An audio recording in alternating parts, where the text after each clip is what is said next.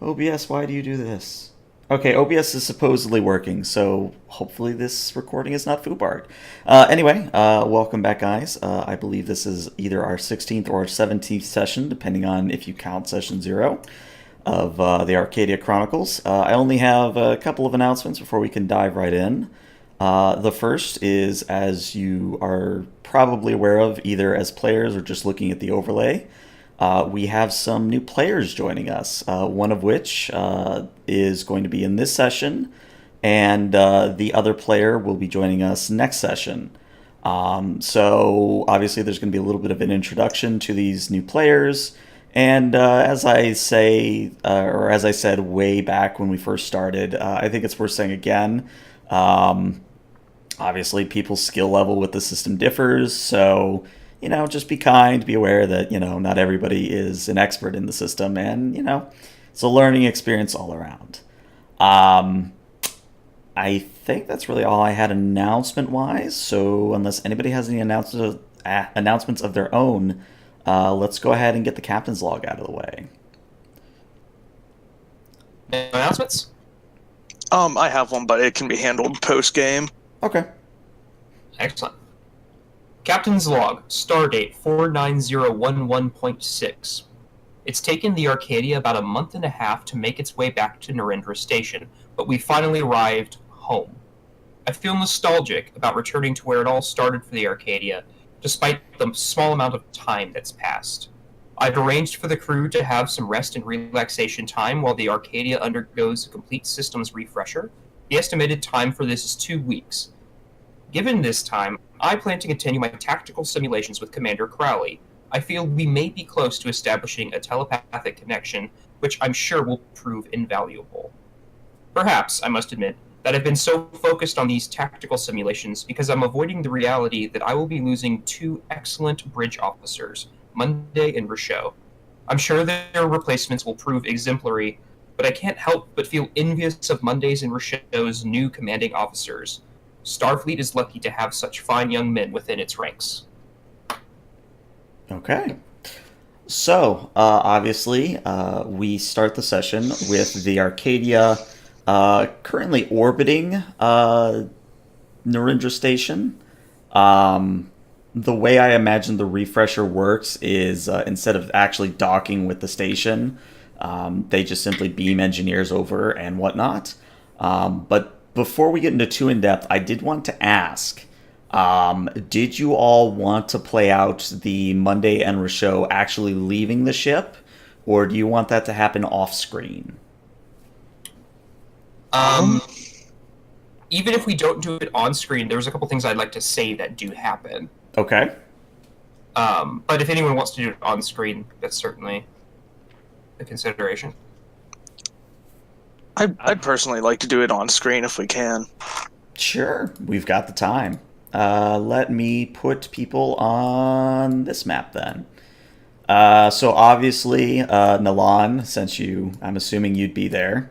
Yep. Captain Crowley, anybody else? Absolutely. Okay. Matic will be working the transporter. Okay. Noted. Can we get some supporting character, like a security officer because we need someone with that digital whistle.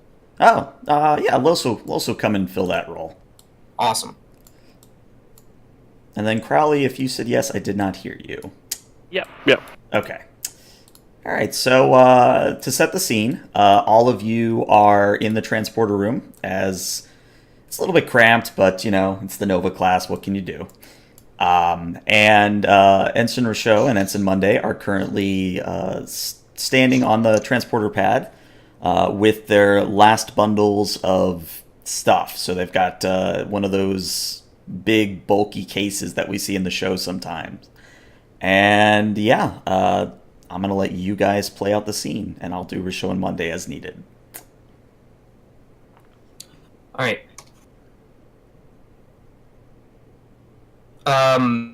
GM, can I do the thing I asked you about between sessions? Yes, you can.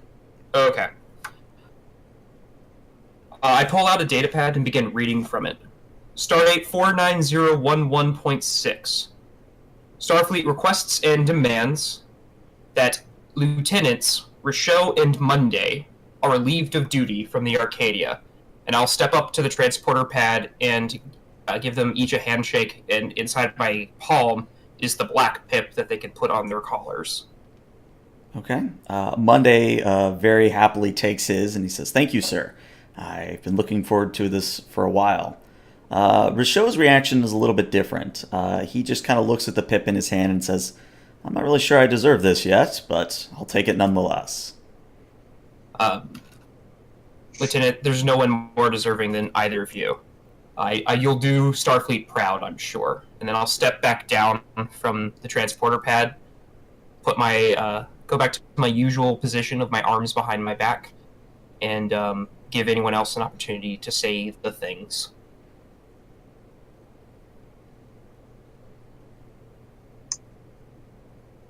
Elon, do you have anything to say?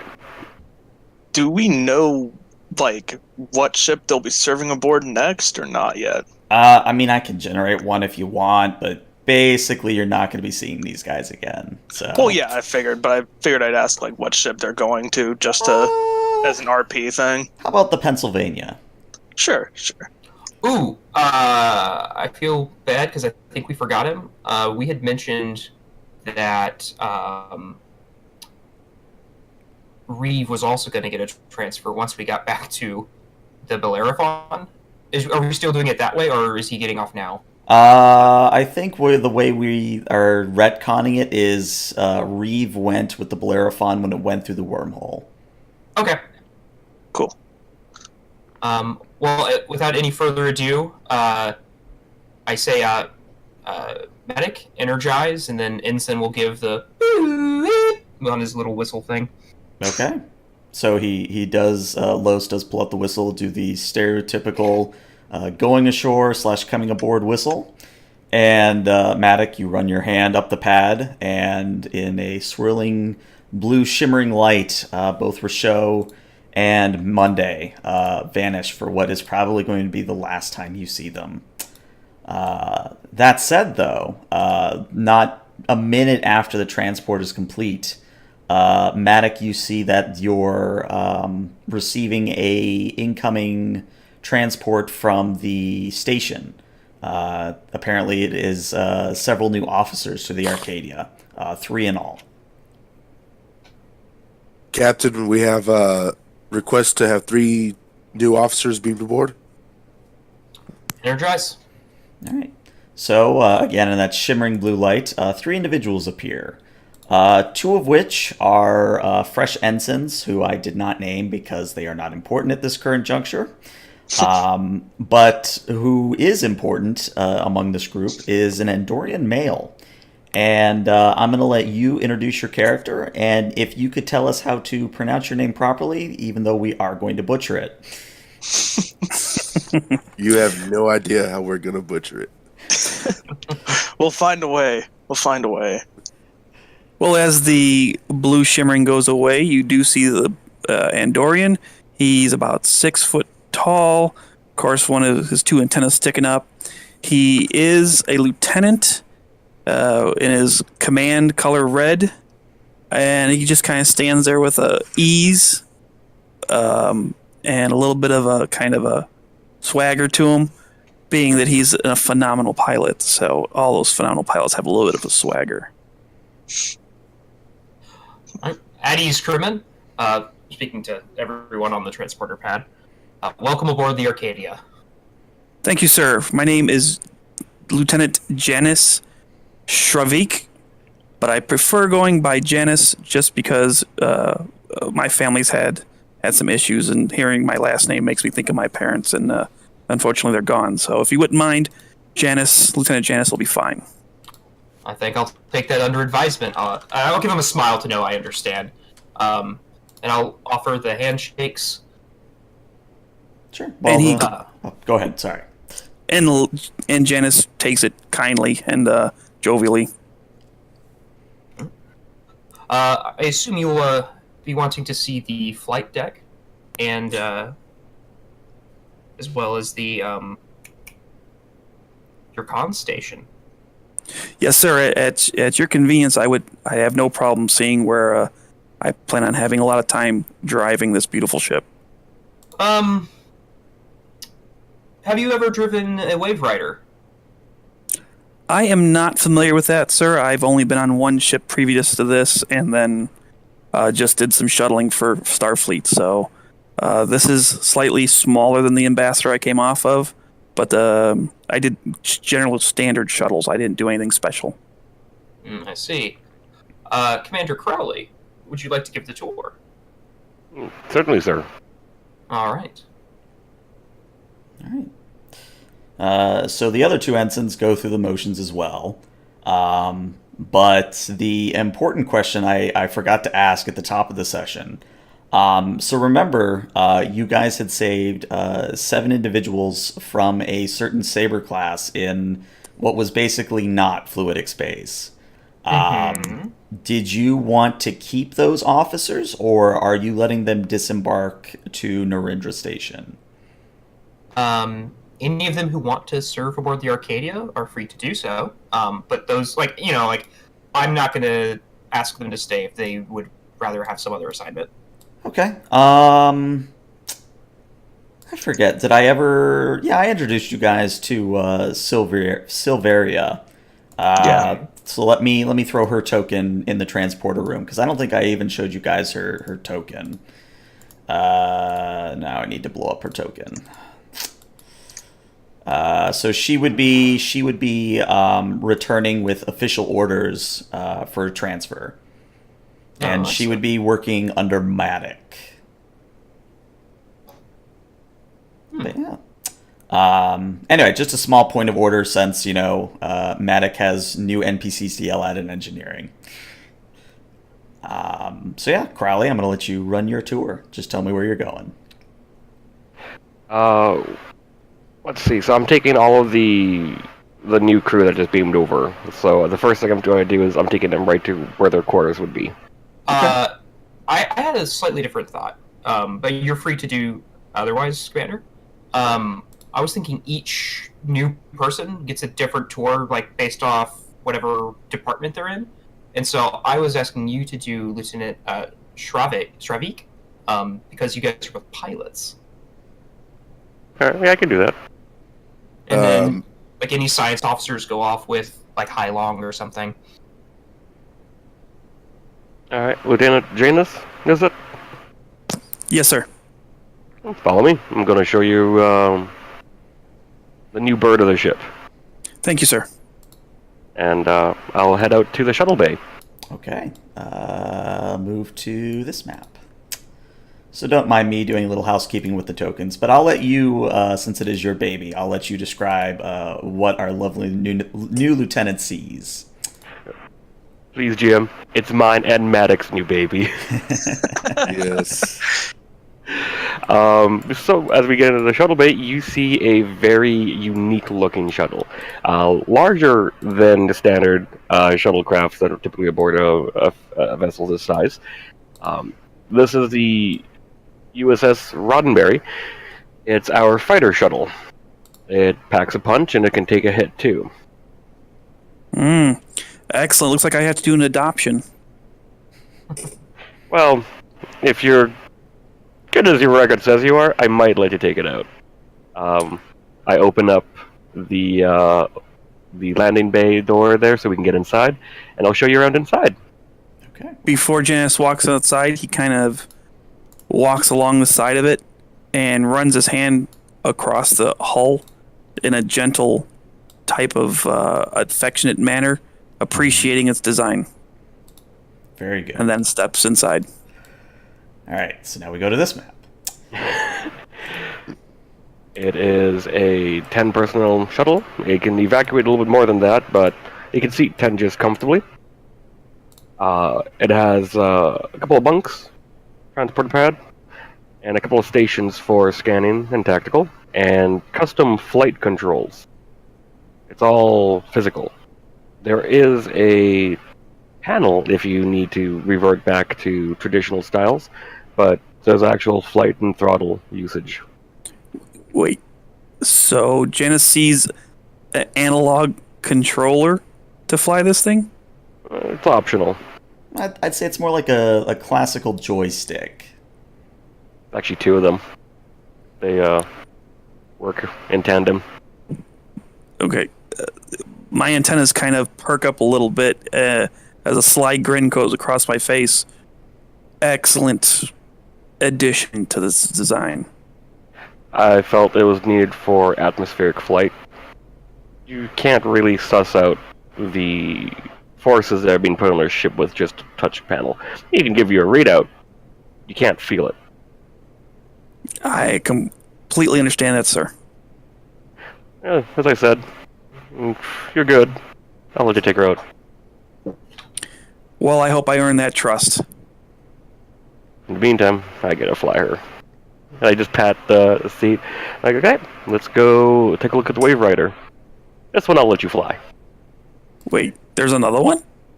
Yes, it's part of the under of the saucer section. It attaches right from the hull. I didn't get any brief on the additional toys you have. Now I'm glad I picked this command. We got a few. The Wave Rider is more for exploration, of course. This one here, though, she's meant to defend the ship. She's the teeth. The ship can pack a good bite, but this helps seal the deal. Very interesting. Just as I'm going to briefly put us on the big old MSD, just so you can see what the Wave Rider looks like. It is right here. Okay. How big is the Wave Rider compared to the Roddenberry? I think if I have my sizes properly, the Aero Shuttle or the Wave Rider is a little bit bigger. Or it's close to the same size, but on the MSD it's bigger. Okay. So I'll lead him into it. I'll show him the docking clamps that it's tethered to.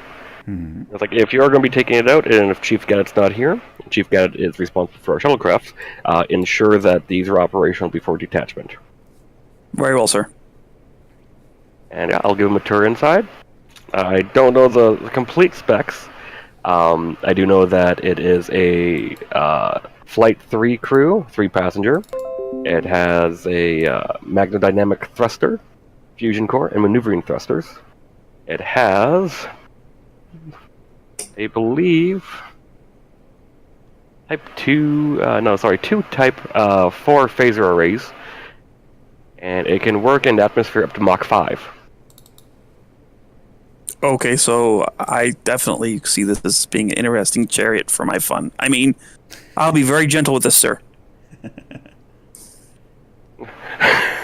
As you say that, I'm just gonna get a sense of your emotional state. What am I feeling? Do you want me to share, GM? I mean, he is an empath. He is a Betazoid, so he does... I'll leave it up to you how much he gets, though. Borderline overjoyed elation of having to be able to fly something in atmosphere at these speeds and maneuverability. Alright. I will say, when you look at Commander Crowley, you see Vulcan ears. He has had a kind of a half smile the whole time showing you around. But he has the traditional black eyes as well. He just smiles. He's like, just to let you know, Lieutenant, I am empathic, so if you do want to go for a joyride, make sure to clear it with me or the captain. Always, sir. I would never use Starfleet equipment illegally. Good to know. And then let's go to the bridge. Okay. And we go to the bridge. I love the layout of the bridge. I love this new look. It's just so shiny and chrome. It's the future. Thank you, Q.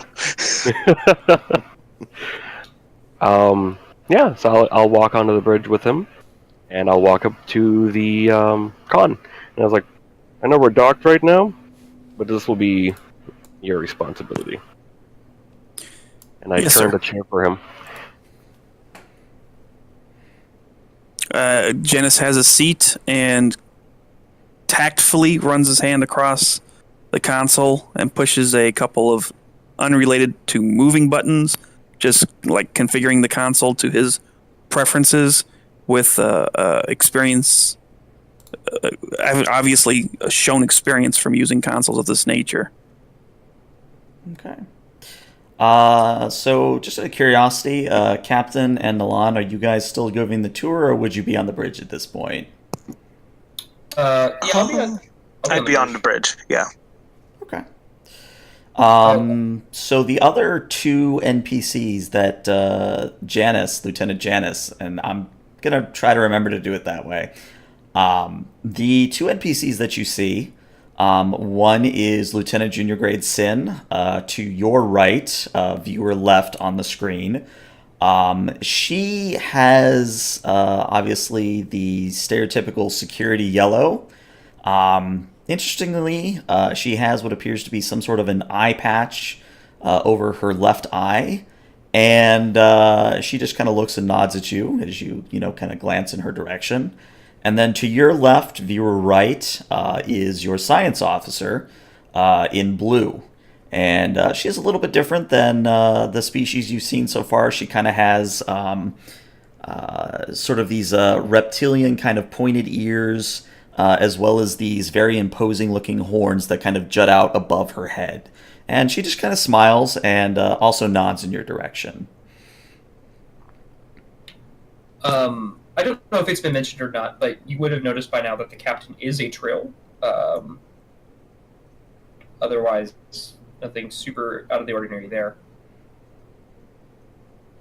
I have Janice would have been briefed slightly about his captain and crew, so that does not surprise me. And I kind of give a basic acknowledgement and putting faces to names that he had read through so far. Okay. So you've got Sin on your left and Hai Long on your right. All right. Go ahead. I'm really curious to see what the official record says about Sin. Oh, well, this is a good opportunity to bring it up. So, Janice, that Sin is, according to Starfleet records, she is what is known as a cameloid, which you might remember from, I believe it's Star Trek 6. Is it 6? It's whichever is the one with Kirk and McCoy on the prison planet. Yes, that's 6. Okay. And Colonel Worf. Yep. Oh dear. But yeah, she is on record. She is a cameloid. So I would say her record appears to be pretty spotless. But without spoiling anything, there is some history that the crew may or may not share with you. Very well. Lieutenant, Yes, I sir. have made it a point to tell all the staff and the crew of the Arcadia that if you have anything you want to talk about related to your duties or anything that's not needed of Counselor Nilan, my office is always open. Thank you, sir. And I will look to the captain like permission to disembark, Captain. Permission granted. Thank you. And I'll leave the bridge. All right. I'm assuming you're going to the station. First, I'm going to go and visit Andromeda. Okay. So actually, before you can get too far in the turbo lift, you run into Lieutenant Dore, and he's got a pad in hand, and he says, Commander, do you mind if we have a brief chat in your office? Oh, certainly. All right. I'll put you guys on this map. Leave it to deck 1. Yeah. Let's see. There's Crowley. There's Dore. All right. So obviously, you step inside your office, and once you guys are situated, Dore hands over the pad, and he says, as I believe you are aware, sir, my assignment here on the Arcadia is coming to an end. I was only ever to be your temporary doctor until, well, I don't want to say a more suitable, but until someone else came along. And Yes. we're also nearing the time of the year where I need to sleep for several days on end. So I thought it best to perhaps perform the transfer now, while we are interfacing with the station. That way I do not disrupt any operations of the ship. My face kind of turns a little stone, and I look at him like, and I haven't fully read the pad. Is Carruthers taking over? No, sir. Even though this okay. is probably against Starfleet regs, I've put Andromeda in charge for the time being. Okay, that's better than. He's a good officer. He's just. I don't trust him with a knife around me. Dory smiles in a Denobulan way that probably says more than words would. Well, it has been a pleasure having you aboard the vessel, and I am sure everyone will say the same. It has been an honor serving with you. Indeed, sir. And should you require a friend at Starfleet Medical, please do feel free to call upon me. I got a couple there, but I'm glad to know I have more. Indeed. Well, if that's all, sir, I do need to get some things squared away. Very well. Dismissed. All right. And safe adventures. You as well, sir. And Dory will step out.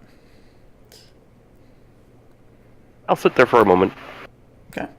just thinking that this is the first time Crowley has been in a command position where he's seen people, like he's lost people. Mm-hmm. But this is his first time. He's like, hey, the family doesn't always stay aboard the same ship. He's getting used to everyone and being like a family unit. It's kind of just making him rethink things a little bit. Gotcha. Do you still want to go see Andromeda, or? Yeah, he'll still go see Andromeda. He'll mull it over for a moment and then he'll get up. All right. Do the Riker straighten his shirt. Well, since Andromeda is currently running sickbay, that's where you will find her. And when you step in to sickbay, you see that Andromeda is very awkwardly just kind of sitting at Dory's former desk. And when you come in, she looks over, stands, and walks out and says, Commander Crowley, do you need any assistance? Is everything all right? I peek my head in as I walk in and just look around. I was like, oh, okay. No, not medically. We're docked at the Narendra Station currently, and right now we've been given orders to have relaxation, and wanted to show you around. I know you've been cooped up in either your bioengineering lab or now in here. Figured it'd be good for you to see what else the station has to offer, and also what Starfleet has to offer. Sidebar here as a GM. Did we ever decide whether or not the Arcadia has an EMH? Yes, Sean Connery. That's right, Sean Connery. Did I really make both the Ophion and the Arcadia Sean Connery? You did, but we fixed him. He's back to normal now. Okay, so he's standard Picardo. Or Yep. Ricardo. Darn it. All right, in that case, Andromeda says, sure, I'd love to see the sights. Computer, please activate the EMH. And then, of course, the EMH Mark 1 activates. I don't have a token for him, but he'll live. And, of course, he says, please state the nature of the medical emergency. And Andromeda turns to him and says, you're in charge here in sickbay while I go on a vacation of sorts. And, of course, the EMH Mark 1 just kind of rolls his eyes and says, all right, fine. It's not like I can complain too much. And then he'll start to walk over to one of the the trays which holds chemicals and such that go in a hypospray, and he'll start cataloging through them. As we leave, I just look to the doctor. It's like, have a pleasant day. Well, hopefully won't be any big problems. And I'll walk out with Andromeda. Okay. So, out of curiosity, who else would be going to the station, either by themselves or with someone else? Because I'll start throwing some tokens on the Narendra Station map, which I'll put you guys back on. Once the engineering teams get aboard, then Matic will go over, but he's gonna have somebody watching people because of what happened last time we were at Narendra. Ah, yes. I am very familiar with that. Okay. So let me just play... go ahead. I wanted to do some stuff with Instant Los. Would there be any Bajorans on Narendra Station, or like I know it's not DS9, but would there be any kind of Bajoran religious service? I would say for Narendra Station, most of the religious type things are either general purpose or Klingon oriented. Okay. I think Los is probably a rarity, being a Bajoran out this far. There's probably one or two on the station, but they are definitely in the minority. All right. Well, at some point during the adventure, he's going to go seek out Counselor Milan. Okay. Milan. Uh, I keep getting that wrong. If it's okay with you, because I said this to Crowley as well, not that I don't want to have RP happen, let's do supporting character stuff. Let's do that towards the end of the session. That's Simply great. because we have stuff we got to get through with the main characters first. Just remind me, and if we don't get to it, we can always do a sidebar during the week. Sure thing. Okay. So far I've got Matic, Crowley, and Andromeda going on station. Anyone else? I'd probably head over there. Okay. Probably should just leave the grid on while I move tokens. Okay, so Nilan's going over. No, Janice would stay aboard because he's been on Narendra for a while waiting for you guys, so he just wants to get used to the ship and poke his nose around, so he'll be chilling. Okay, good to know. Is the captain expected to meet with any admirals or anything? You do have a 3 o'clock with Admiral Haru, but that's several hours off. All right, I'll stay on the ship until then. Okay. So, I'm just going to deal with the four of you kind of as somewhat as a group, just to make things easier. So, as the four of you, Matic, Crowley, Andromeda, and Nilan, as you go about your various sightseeing or visiting to the equivalent of Quarks, or, something else entirely, I would like each of the players to roll me a insight plus command, if possible. The difficulty here is a 1.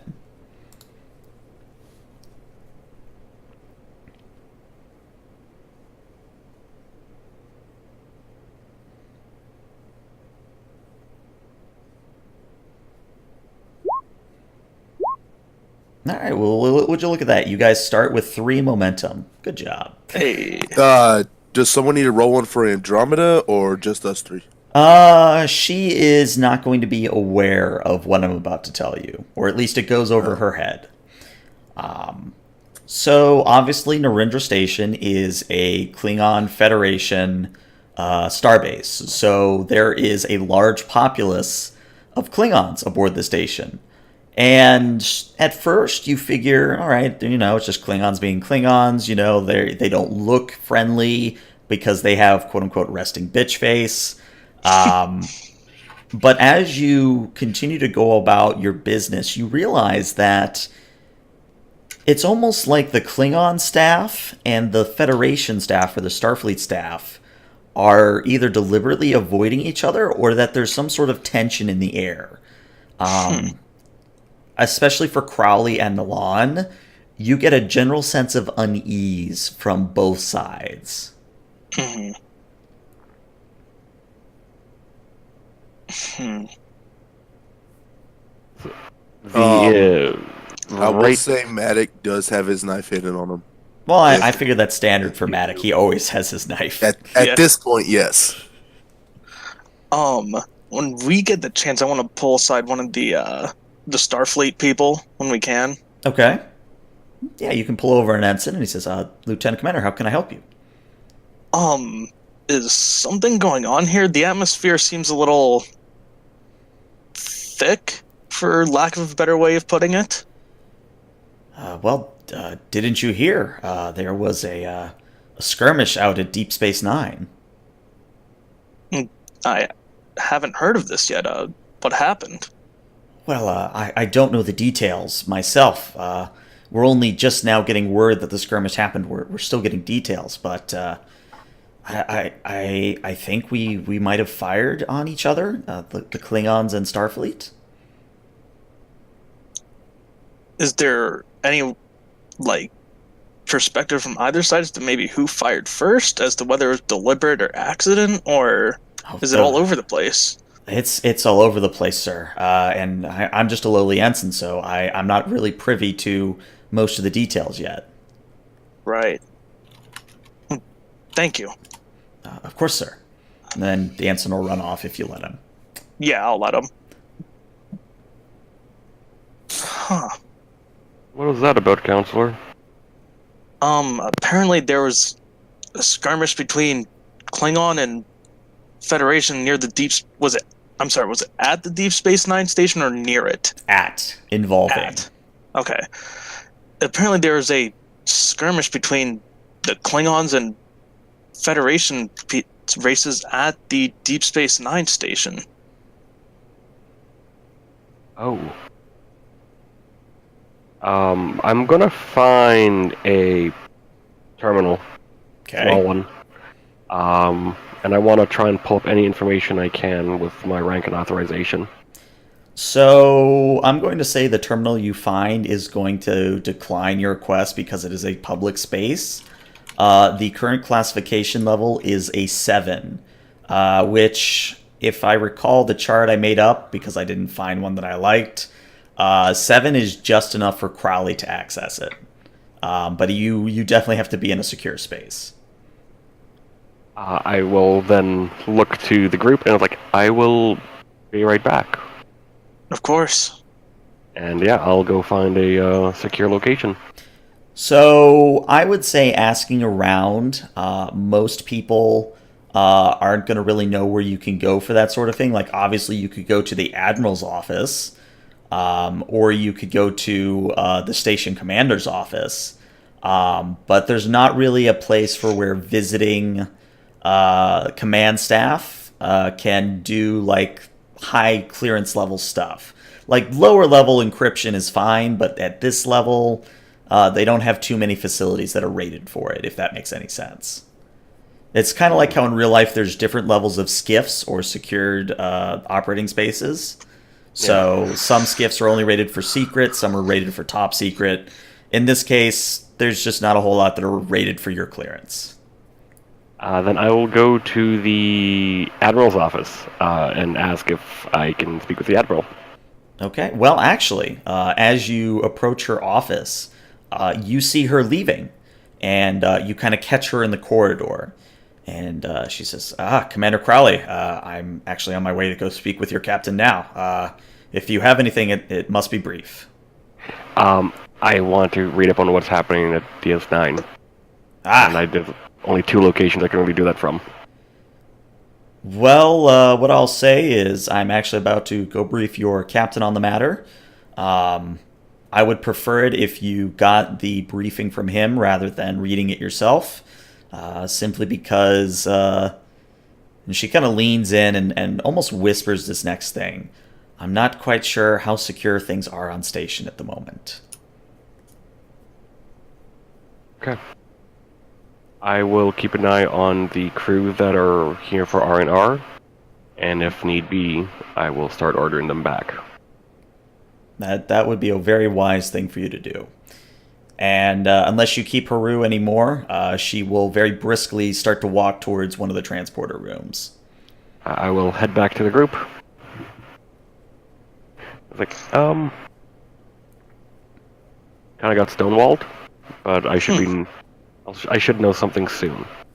The captain will be briefed, and then information will be shared accordingly. For now, sorry, Andromeda, I wanted to show you around a bit, but this is not a good time. No, it's completely okay. There is quite a large amount of endorphin in the air. These Klingons are itching for a fight. Yeah, I can feel it. Before we head back, though, let's go check in mess hall, see if any of our crew are there, and we'll just advise them to keep a low profile and not to get what's the Earth term? Wasted. All right, very good. All right, so we are now going to kind of shift scenes to the captain. So, Captain, originally, you were set to meet the admiral in her office on the station. However, she has changed plans, and she is now requesting to come aboard and meet in your office. I'm a little suspicious, but I'll agree to it. Okay. So I'm going to put you on this map, and our lovely new player can laugh at Haru's token because it is awesome. Oh no, I forgot. It's so cute. It's the best token ever. We're never going to get rid of it. It's freaking hilarious. Anyway, That's not right. That's not right at all. Buttercup Haru. Yeah, I might change it later, but every time I get a laugh out of it, so we keep it. Anyways, Haru steps in to your ready room and says, Captain, good to finally debrief you in person once more. Okay, yes, please. I'll take my seat. Kind of scoot it up. I don't even bother offering drinks this time. Okay. So actually, without asking, she does go over to your replicator and orders a Ractigino double strength. And you get the sense as you kind of look at her visage that she has probably not slept in days, or at least she looks like she hasn't.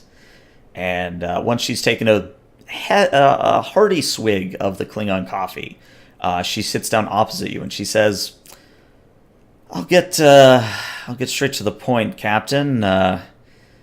There's a lot going on. Where to start?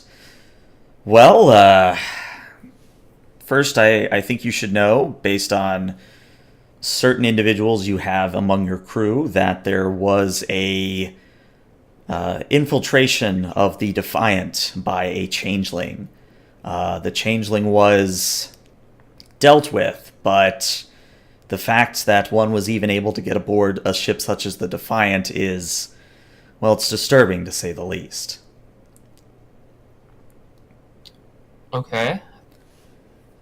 And if that wasn't bad enough, recently a task force led by General Martok invaded the Cardassian Union with a third of the Klingon military.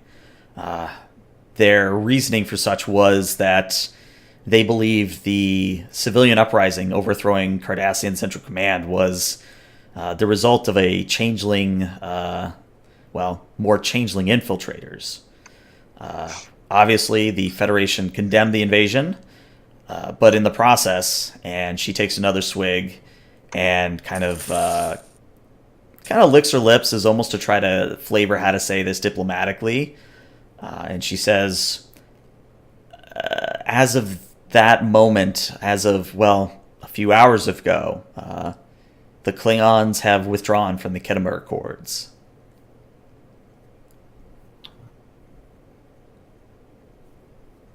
I'm actually left speechless.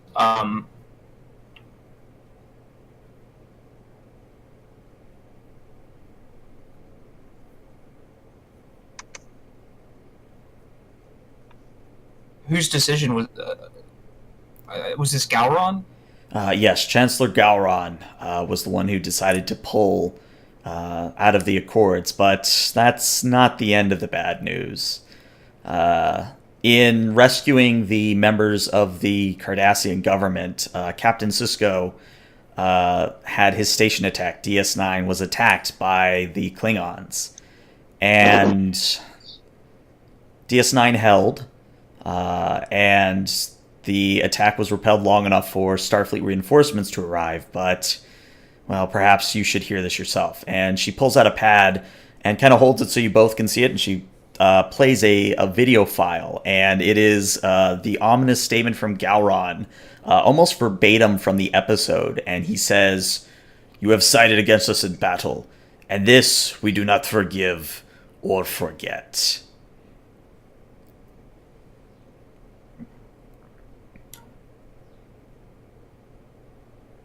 And here I was thinking that we were the Shackleton Expanse was where the danger was. Well, I do have some good news. Despite all this happening, I believe my Klingon counterpart, Colonel Geh, he seems to be willing to keep peace for as long as possible. He's one of the houses that doesn't really approve of Gowron's actions, but, he's just one Klingon, to put it bluntly. He can't make all of his people on station see the same way. And Geh has told me himself that his people are itching to return to the old ways. Well, that's very fortunate for us, but given we have a whole sector of Federation space on this side of Klingon borders, let's say I don't feel at ease with just one house's agreement. You're not wrong, and ironically enough, based on Sin's family, I may be in contact with them to see how they are faring in the situation. I find it rather ironic that a group of shapeshifters has remained undetected for so long in Klingon government, but apparently they now have proof that they can invade Cardassia because of changelings. It's far too ironic for my liking.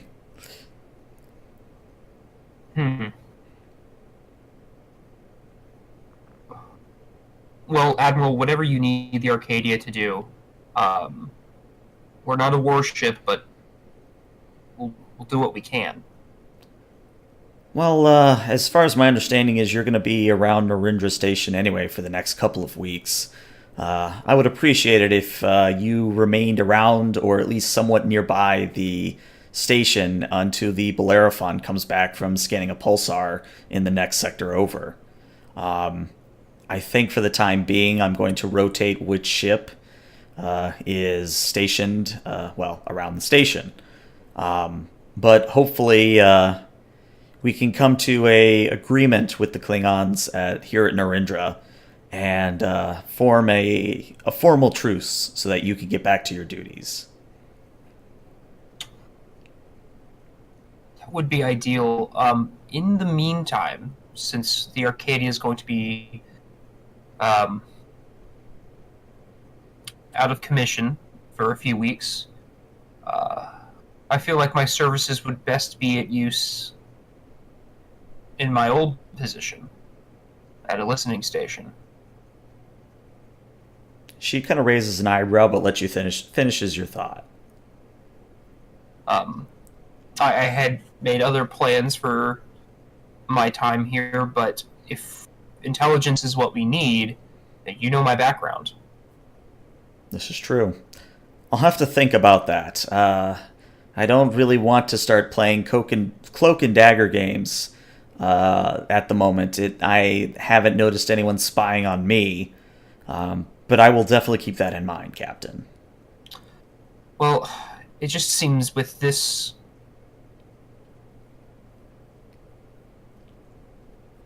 If war with the Dominion is on the horizon and the Alpha Quadrant squabbling with itself, we were more vulnerable than ever before.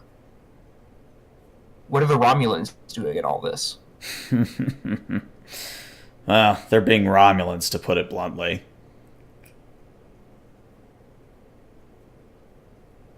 Okay. Well, thank you, Admiral. Hopefully, in addition to being a great warrior, Sisko's also an excellent diplomat. Hopefully between Narendra Station and Deep Space Nine, we'll get this settled without any bloodshed. That is the hope. And she finishes the last of her coffee and starts to stand, and she says, I say this not as an order, Captain, just as a sort of person-to-person understanding, but even though Andromeda isn't technically an officer and doesn't really hold a rank, I think right now pretty much everyone in the quadrant could use an external perspective, so might be good to have her in on maybe some of your senior staff meetings. I agree. More perspectives are always helpful. Indeed. Well, I have to get back to playing diplomat. Thank you for the coffee. Anytime. And she will nod and then walk out, leaving you alone in your ready room for a moment. Computer, Rectigino, triple strength. That is an unadvised action. That is more than the recommended daily amount of caffeine. Computer, Rectigino, triple strength. It beeps in that almost like disdainful way that a computer can beep, but does make you a triple strength Rappuccino. That's what it says. Make it yourself. You get two, just pour them together. All right. So what's the play at this point, guys? Obviously, the captain has had a bombshell dropped on him, but I'm curious as to how you guys will deal with that going forward. Are Crowley, myself, and Andromeda still in the station? At the moment, you are, yes.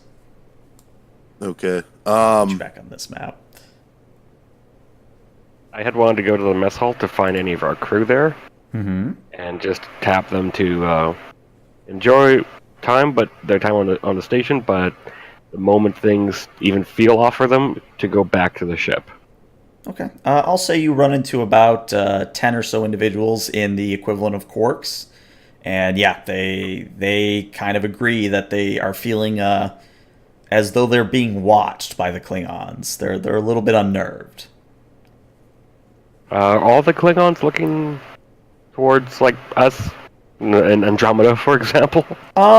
There's a few that you get the sense, because Klingons are terrible at shielding their minds, you get the sense from at least a few Klingons that they see this sort of impressive looking individual that is Andromeda, and they wonder if she would be able to put up a good fight, kind of a thing. I smile. I just smile at the Klingons as I'm getting the crew to go out. Okay. It's like, Maddox, if you can see if you can find any stragglers. Nilan, if you can find stragglers as well. We're going to send out a message to all of our crew to get them back aboard the Arcadia. Of course, Commander. And Maddox, double check anything that you think may have been tampered with. I'm already going to be triple checking it, sir. Excellent. And I'm saying this to them with a smile. Okay. Like, okay, let's start moving.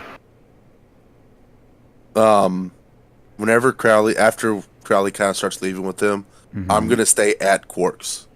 Okay. Just in case, like, some people were off somewhere else and they're deciding to come here. I'm going to be sitting at the bar where I can look at the door while also having my back to a wall, and I'm also going to be ordering whiskey. Okay. Yeah, I'll say Matic then. In that case, you do catch about another 5 or 6 individuals. And yeah, the whiskey you get is a very nice age whiskey. It's one of those black label type things. It's very nice. Oh. I am going to go to whatever the version of a mailroom is and pick up my package. Ah, yes. Well, I'll say that would have been beamed over when your new crewman came aboard. Yeah. Yeah, I'll do a once over the station, the hub areas, and do my best to avoid the Klingons, and making sure if they're looking at Andromeda, I'm shifting around just so that they're keeping eyes on me. I have a valid reason for doing that. Don't you worry. No, I'm not. I figured you did. Okay. Back on the ship then. Captain, what are you doing at this moment? After I've had my coffee and maybe come down on my caffeine high, I'll call to the commander. Crowley here. Commander, if you have a moment, I'd like to debrief you on the developing situation. Understood. I'm just picking up the last bit of the crew on the station to get them to report back to the ship. Excellent. Thank you. Yeah. I will stop at one of the large windows with Andromeda and tell her I wanted to show you the better side of Starfleet, but looks like something's happening. No, So I think it's best we get back on the ship, though. of course. I can always come back here at any time. Hopefully.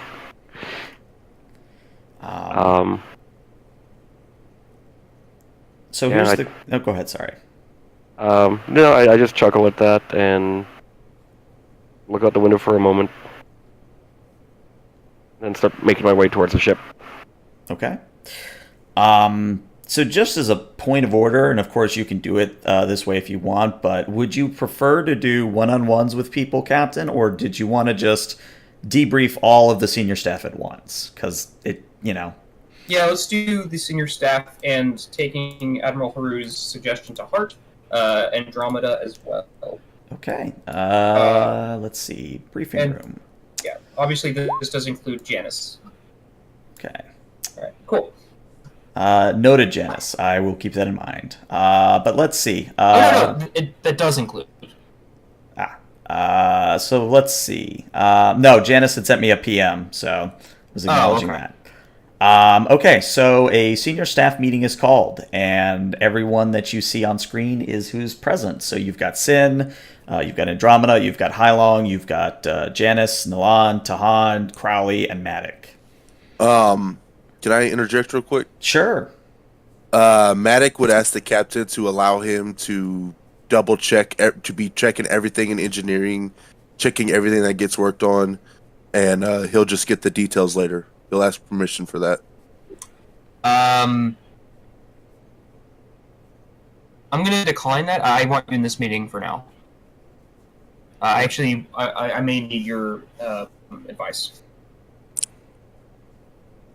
So, as many of you may know, you may have noted some tension aboard the station.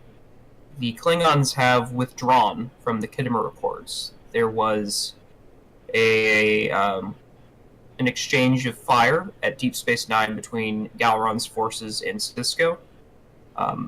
We don't know what this means yet, but it is unlikely to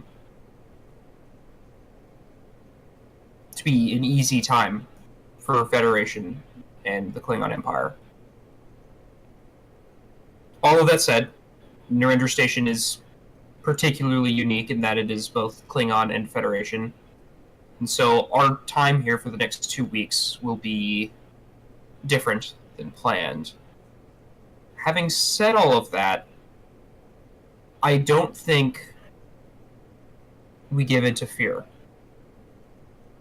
We came here to have some rest and relaxation, and that's something our crew needs and deserves. However, I think we should do everything we can to help stabilize the situation on the station.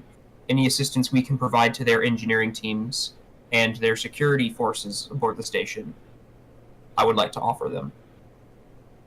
Sir, before I joined Starfleet, I was a constable from my planet.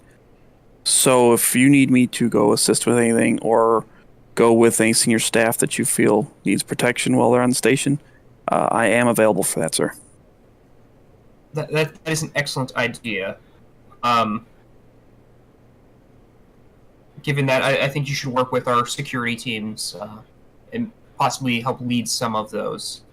Although I don't want anyone to solely be focusing all of their time on security.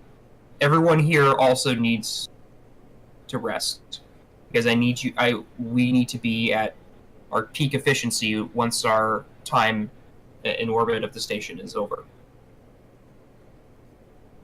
So I want to do everything we can to keep our crew and the crew aboard the station as free from stress as is reasonably possible.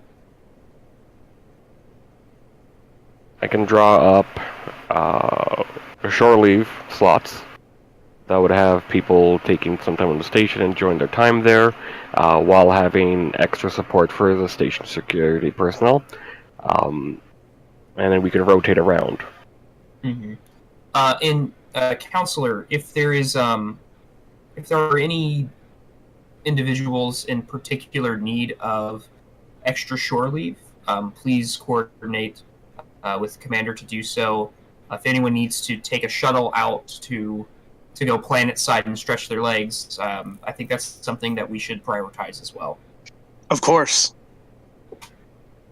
Lieutenant Sin, Yes, sir. you have some decent knowledge on Klingon combat styles. Could I get a report from you about methods and tactics they would typically use? Would you prefer hand-to-hand combat, starship combat, or a combination of the two? All. Certainly, sir. All of it. Especially what they do when they do a boarding scenario, or station, or a ship takeover. Well, I can tell you that one pretty easy. It involves a lot of sharp objects and a lot of stab wounds. Sounds like a party.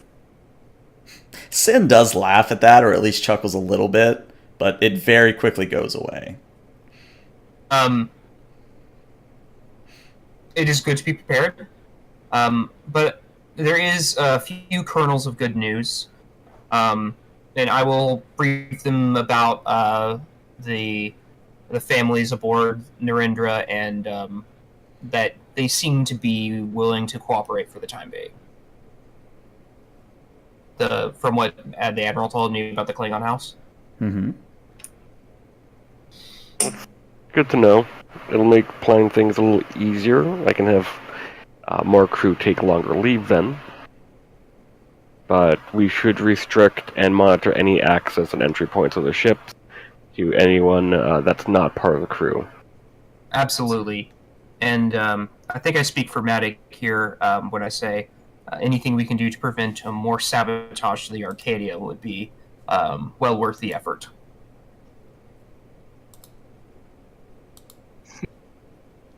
Well, if unless any of you have something else to add, that is all I had. Oh, sir. Yes. In the old tradition of the navies, there used to be something called like a shore patrol, and that was just people aboard our ship kind of wandering randomly to the popular areas, making sure that our people are behaving, making sure there's no issue coming up. Would that be something you would want to implement with some of the duty crew that don't have responsibilities on the ship at this time?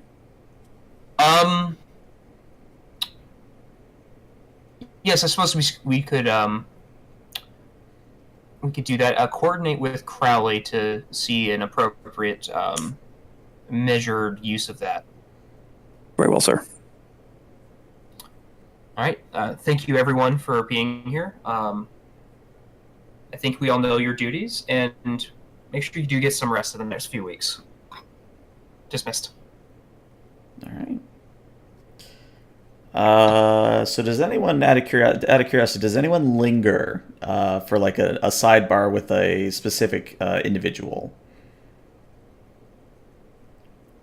Janice does not. He goes back to what he was enjoying prior to being called to this room. Okay. Matic will kind of linger and speak to Nolan and Crowley. Okay. Yeah, we'll say you can have a sidebar with both of them. Okay, I'm just going to go to my office and start reviewing all the information about the battle. Okay. Just like the tactical stuff. Okay. So I'm not going to move tokens because it's a pain on this map, but yeah, assume that Matic, Crowley, and Nolan, you have a room to yourself, more or less. I'm rubbing my side of my temples. Are you doing okay, Commander? Perfectly fine. Drink.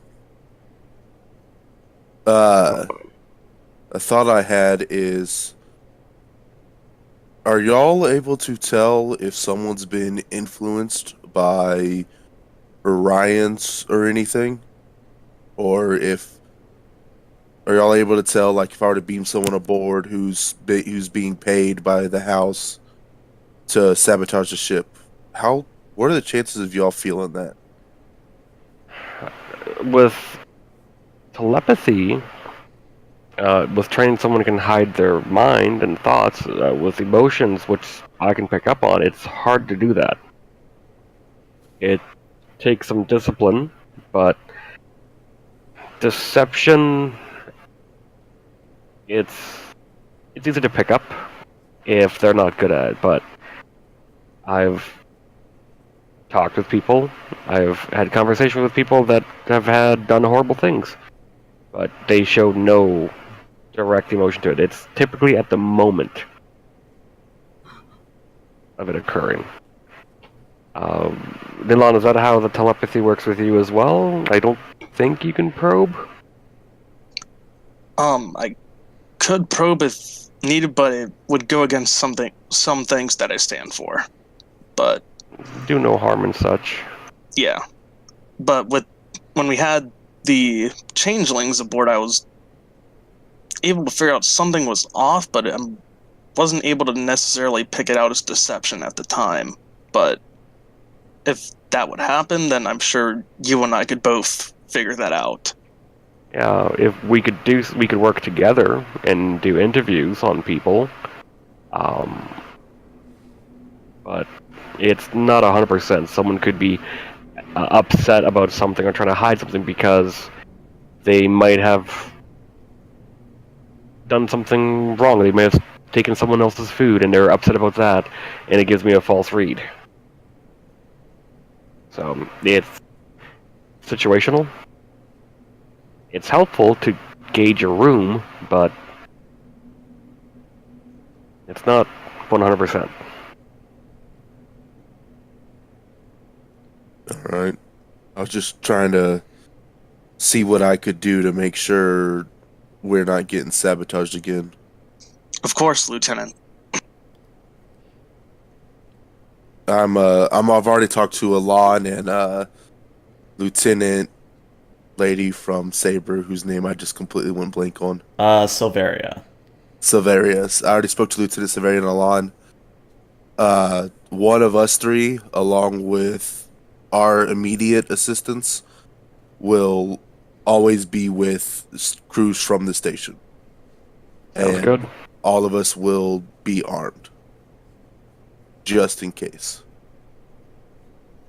Well, the captain said that we have houses on the station that aren't typically for this, so it's hard to say. We might have someone young who wants to prove himself, cause a fight. So, but we can't let what's happening change our whole views on the Klingons. I mean, Not all of them want war. Most I'm of not them, cha- but not all. my views aren't changed on anything. My only concern is I don't want to get into another fight and then have our weapons or have our engines or have something on the ship go sideways.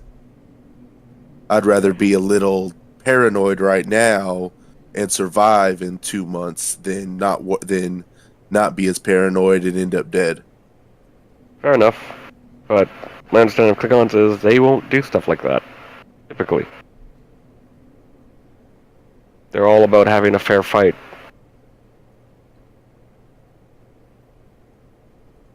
What if there's anything else? That's all I got for now. Nilan? I don't have anything else, no.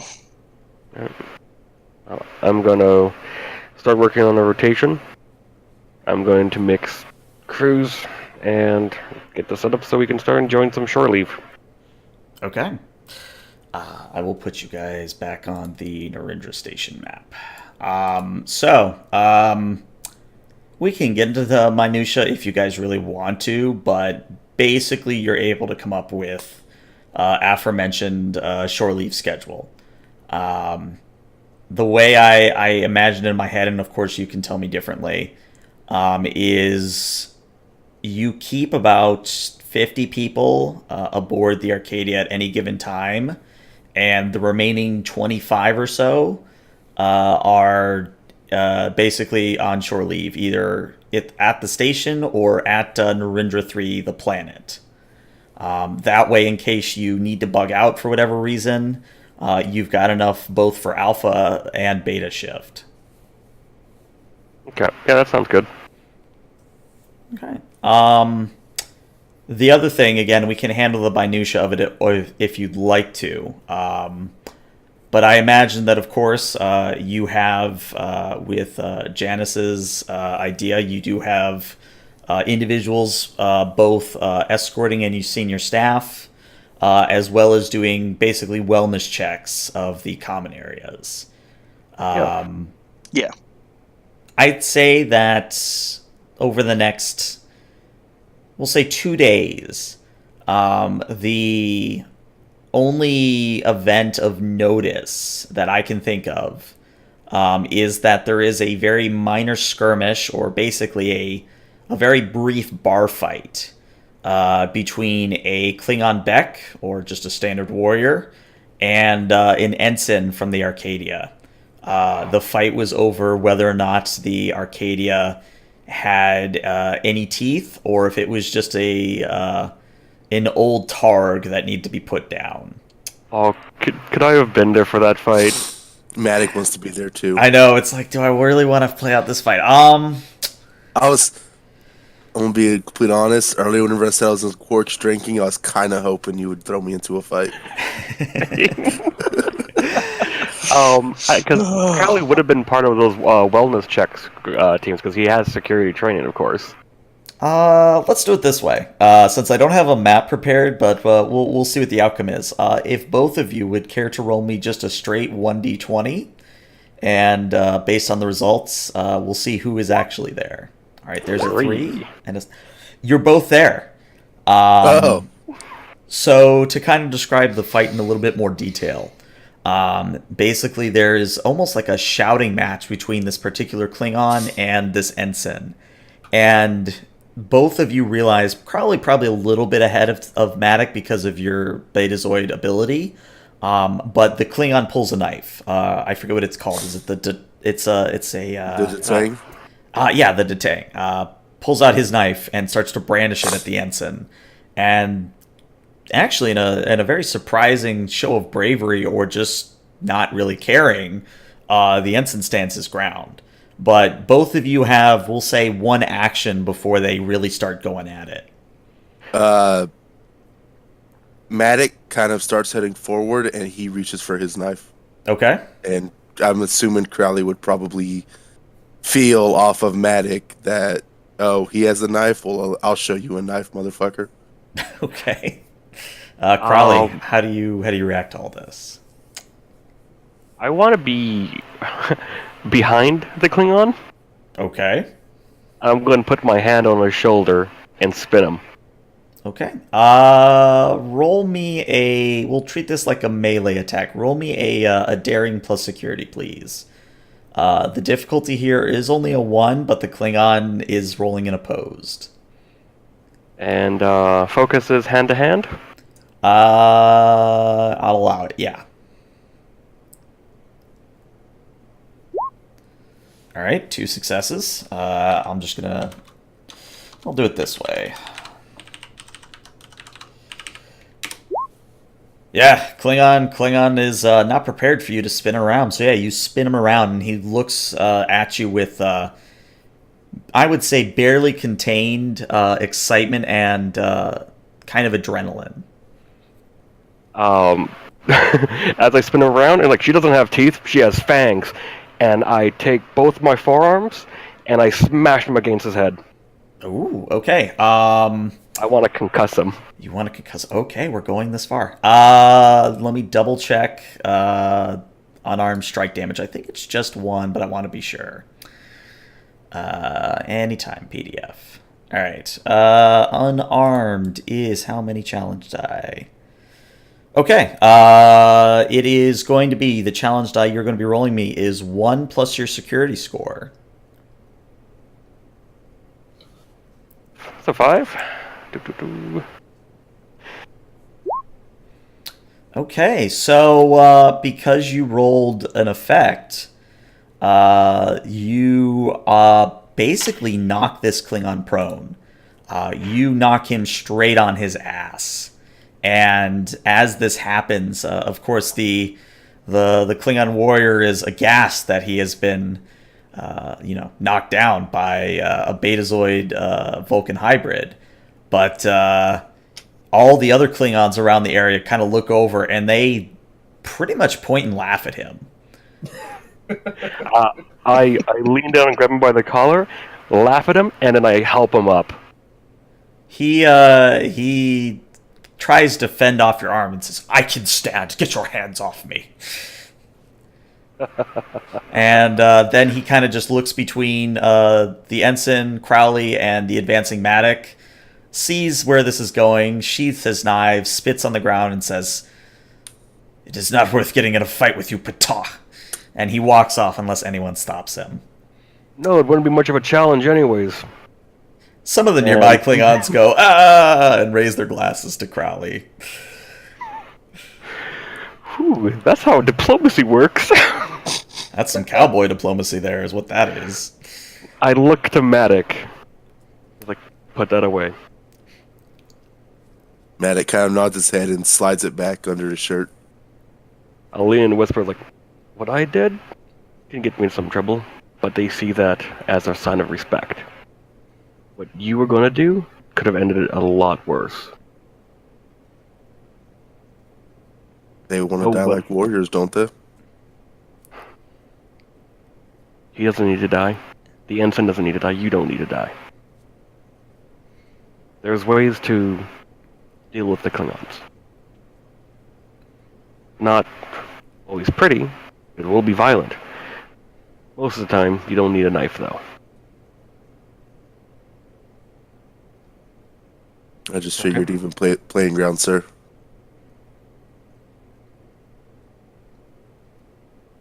I didn't want to lose anyone. I hope you can understand that. That, sir. I looked to the ensign. I was like, you should sober up and take a walk. Stay out of the bars for now. He very sheepishly nods and says, "Of course, sir." Is it a long-time ensign or is it one of the new ensigns? It's one that's been with you since your first visit to Narendra. Over, let's see, where did we start? I think it's over a year now, or at least close enough to it. Because it's 2372 now. So yeah, I'd say that this ensign's pretty much been on the Arcadia as long as you guys have, if not longer. I'll continue my wellness check. Okay. Didn't expect to roll that well. Yeah, that was interesting. So that's what happens on the station. I did want to go to Janice since he did have a good thing. So, Janice, would you prefer me to mention this in private, or can I say this to the group? You could say it to the group. I was expecting to get surprised by somebody walking in on me. Ah. Well, that could still... Whoa. Phrasing. Hold on. Whoa. First thing he's already doing something like that? Do we have to sanitize with a Nadion beam to the bridge? Oh, dear. Plastic No. wrappings on all the chairs. No, it's nothing like that. So Janice has basically taken it upon himself to get the specs for the Roddenberry, and he's basically flying it on the holodeck. So Janice, I'd like you to roll me a... Well, let me ask this question. Would you say you're pushing the hollow Roddenberry to its limit, or are you just trying to get a feel for the controls? No. I'm brash. I'm pushing it to the limits because that's what a holodeck's for. Okay. I'd like you in that case to roll me a daring plus con, And I'm going to make the difficulty here a 2. Okay. So, go down.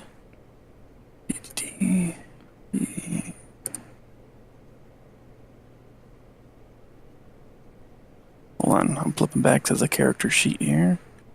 Okay, you said control Mm-hmm. and Con. oh, whoa, this is way different than I did the last time I played this.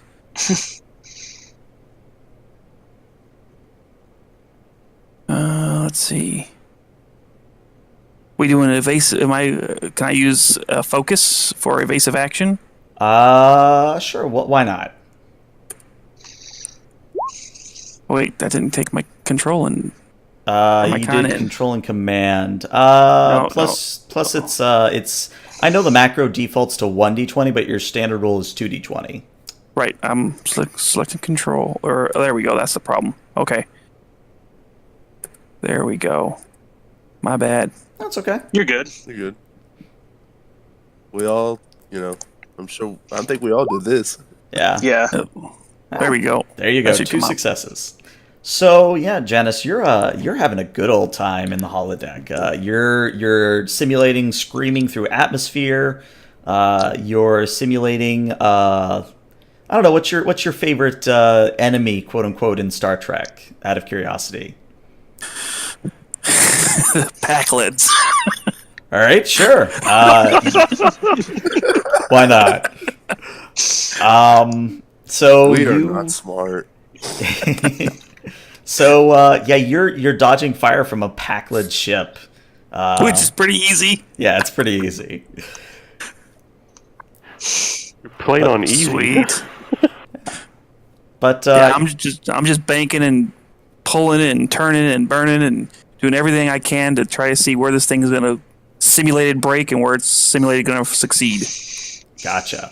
The one thing I'll give you that I don't think I mentioned when the rest of them took it out initially, I will say you are noticing that there is a slight power variance between the port and starboard impulse engines. It's not enough to really affect your flight, but it's something that someone with an astute eye like you do would notice. I'm going to say the only reason Maddock or Crowley didn't notice it was because, I'm flavoring it this way. Of course, you guys can come up with your own reason. Basically, you were more focused on getting the ship out into not fluidic space than to worry about, say, a .002 variance. Okay. That'll be something I'll bring up later when everybody's not expecting it.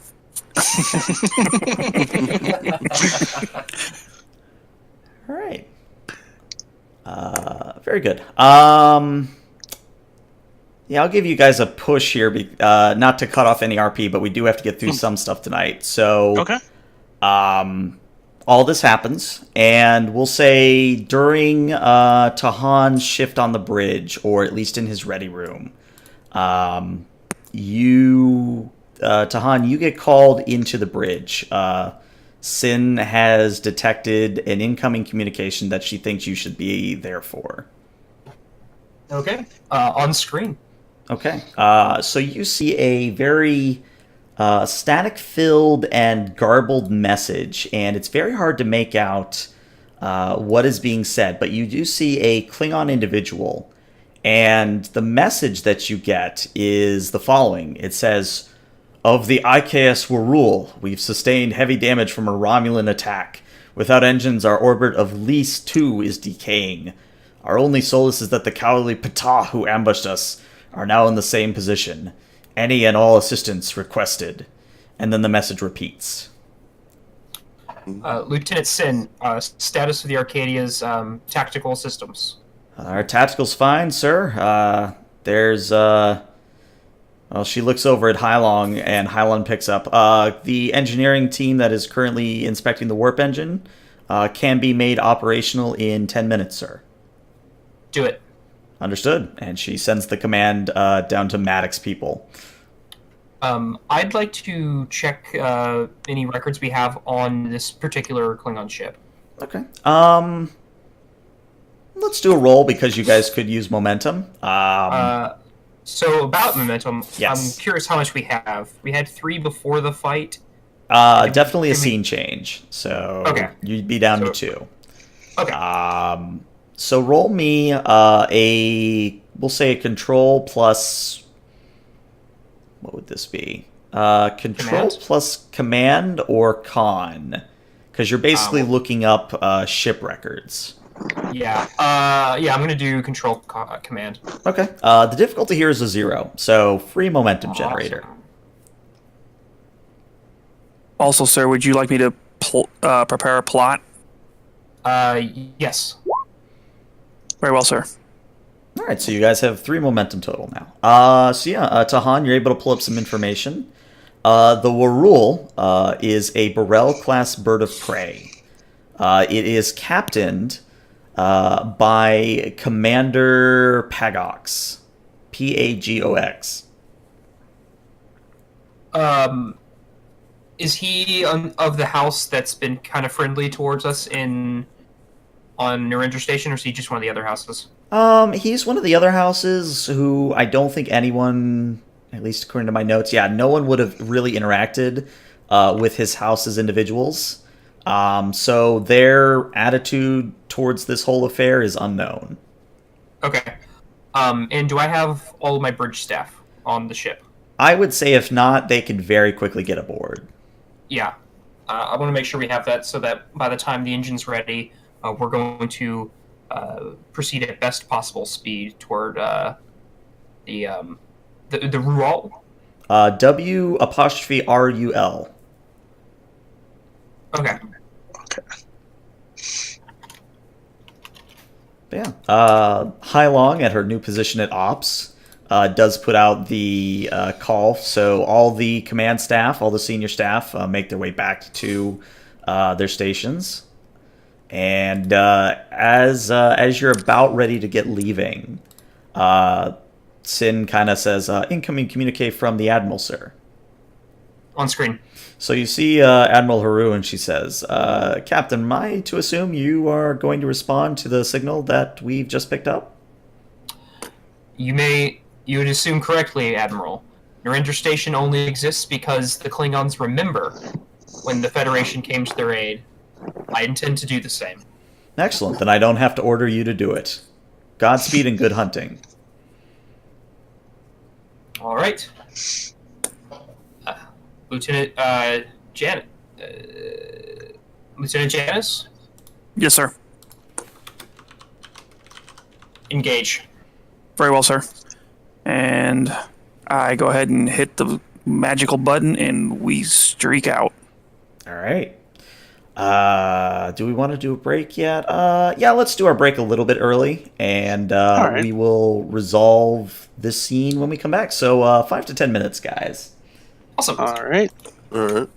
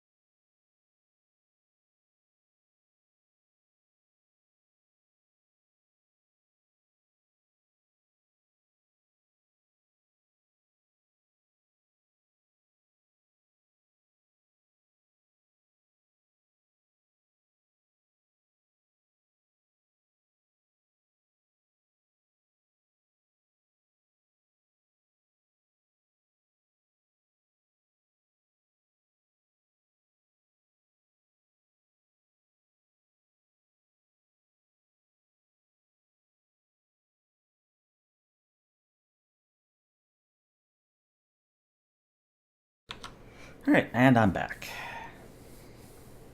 Welcome back. So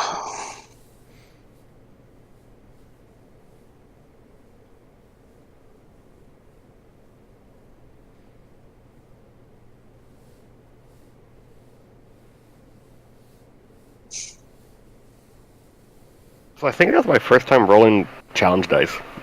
It might be. So I had 4 effects. Yeah. So excuse me. Basically, unarmed attacks have default knockdown quality, which is if you roll any effects, you knock them down. So not only did I knock him down, I also knocked out his urge to fight. Mm-hmm. You actually, Sorry. no, you're fine. You were actually 2 damage off of injuring him for good. So, yeah, And that's to the head. yeah, that would have been interesting. Yikes. I always love watching when they had fights in Star Trek. Because the one move I always see is them always raising their elbow and bringing it down onto the opponent. Oh, don't forget the Kirk punch. The Kirk punch is also a good staple. Yeah, the double fist punch, that's a good one. Yeah, that appears in lots of that goes outside of TOS. They keep that one around. I mean, it's like a standard academy maneuver they teach new cadets. They're like, okay, this is the best way to take down a Gorn. If you're trapped on a planet with some minerals, this is how you build a cannon. What? I like to imagine that that's actually like one of the tests they do, like the Kobayashi Maru, where it's like you're supposed to fail, but they just like to see what you do under pressure. So they literally put you on a holodeck with a Gorn, like probably like a real Gorn, not like a hologram one, and they just see how long you last. They make you think it's a hologram, but no, it's real. Oh no, he's real. I think the only time I've ever rolled challenge dice as Nolan was like back during our like little Dungeons and Dragons style thing in High Long's program. Oh yeah, the honey heist. Oh god, the honey heist. That was fun. The honey heist. I mauled a guy in the honey heist. Yeah. Didn't you beat an Orion bear with another Orion bear? Yes, I have rolled challenge dice. Yeah. That happened. I do remember that. I did a lot of bowling. Oh Lord. Gotta use that Vulcan strength somehow, right? Oh, Oh man, I just feel bad for that Klingon because like that's the forearms hitting the side of his head and both sides of the ears. he's a Klingon. He'll live. Will he? But he has this honor now of being knocked down by a hybrid. Well, I mean, he's a Beck, which is the lowest rank I could find for a Klingon warrior. So Turns out he's actually like the chef of the ship he's on it's very possible, yeah. because their food's always alive, so they have to have a warrior. The worst thing that happens is he can't hear for about a day or two. He'll be fine. Pop his Yeah. eardrums. Psh. He'll be fine. That's what all those redundant systems are for. I love they have redundant systems. Oh, They just get the starship talent. Okay, we'll give Matic another minute or two, and then we'll start up again. Oh, Matic might I'm be here. here. Okay, cool. Let me get rid of the big BRB on screen. Okay. So, the travel time between Li2, Lix, is how it is spelled. It'll take Arcadia 2 days at your maximum warp speed of factor 8. Did anyone want to do any bit of RP, any particular scene during this 2-day period? I have a quick question. Okay. Where we're going, is it in Klingon space or is it in Shackleton space? It is 6 light years closer to the Klingon-Romulan border from Narendra Station. So it is currently in a, I guess you would be the DMZ, between the Klingons and the Romulans. Okay. During this time, Matic is checking over everything, making sure nothing's sabotaged. Okay. Roll me an insight plus engineering. I'm going to make the difficulty here a 3. Know my ship because... Yeah, that would apply. And then, so that gives me an extra D20. And then we do also And have some momentum. Power systems, warp field dynamics, alien engineering technology, phaser-based weaponry. We'll say one of those applies. Okay. You won't tell me which one, though? Nah. And you do have 3 momentum as well, so you could spend momentum for another die. Should I just go ahead and pay for that 4th die? It'll cost 2. No, it would cost 1. I get one for okay. my talent. Okay. Alright.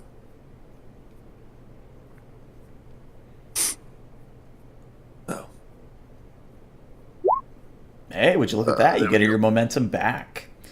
So, yeah, Matic, you, during this 2-day period, you work with Alon and Silveria, and you make damn sure that everything is up to specs. The only discrepancy that you find, and keyword being only, everything else checks out.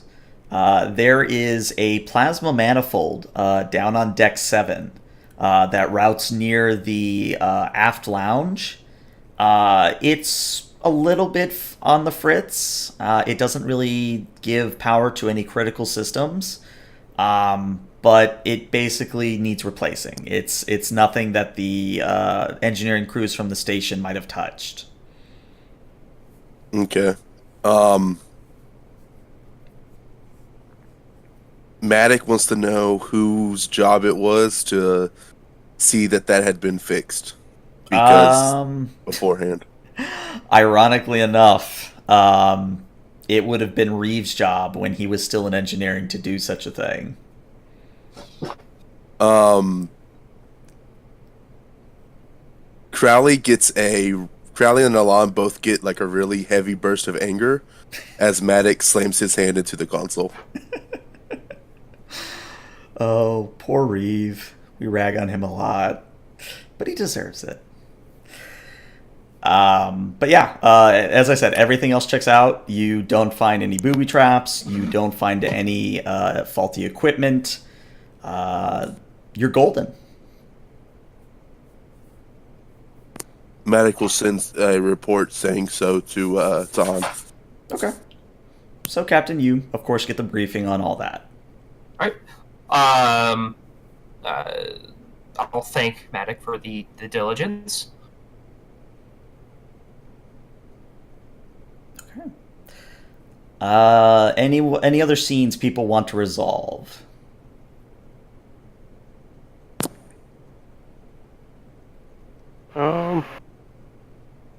No, I got nothing. Okay, so there is one that I would like to resolve between Andromeda and the Captain, if that's all right. Sure thing. Okay. So, Captain, I'll say this. Go away, Haru. We don't need your funny face here. Where's Andromeda? There's Andromeda. So, you're in your ready room, and you get the chime at your door. Enter. Okay, so of course in steps Andromeda, and she is carrying a bioneural gel pack in hand. And she nods respectfully at you, Captain, and takes a seat and puts the gel pack on the table in front of you. And she says, I'm not really sure what the Starfleet protocol is for this, sir, but I wanted to get your permission to perform an experiment on this particular gel pack. What kind of experiment? Well, as you know, the gel pack functions as kind of an organic computer, and it does this by using fuzzy logic and by creating billions of connections.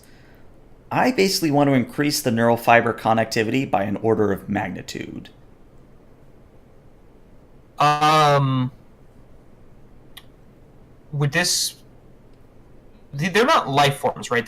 They just use organic structures? Yes. Okay. I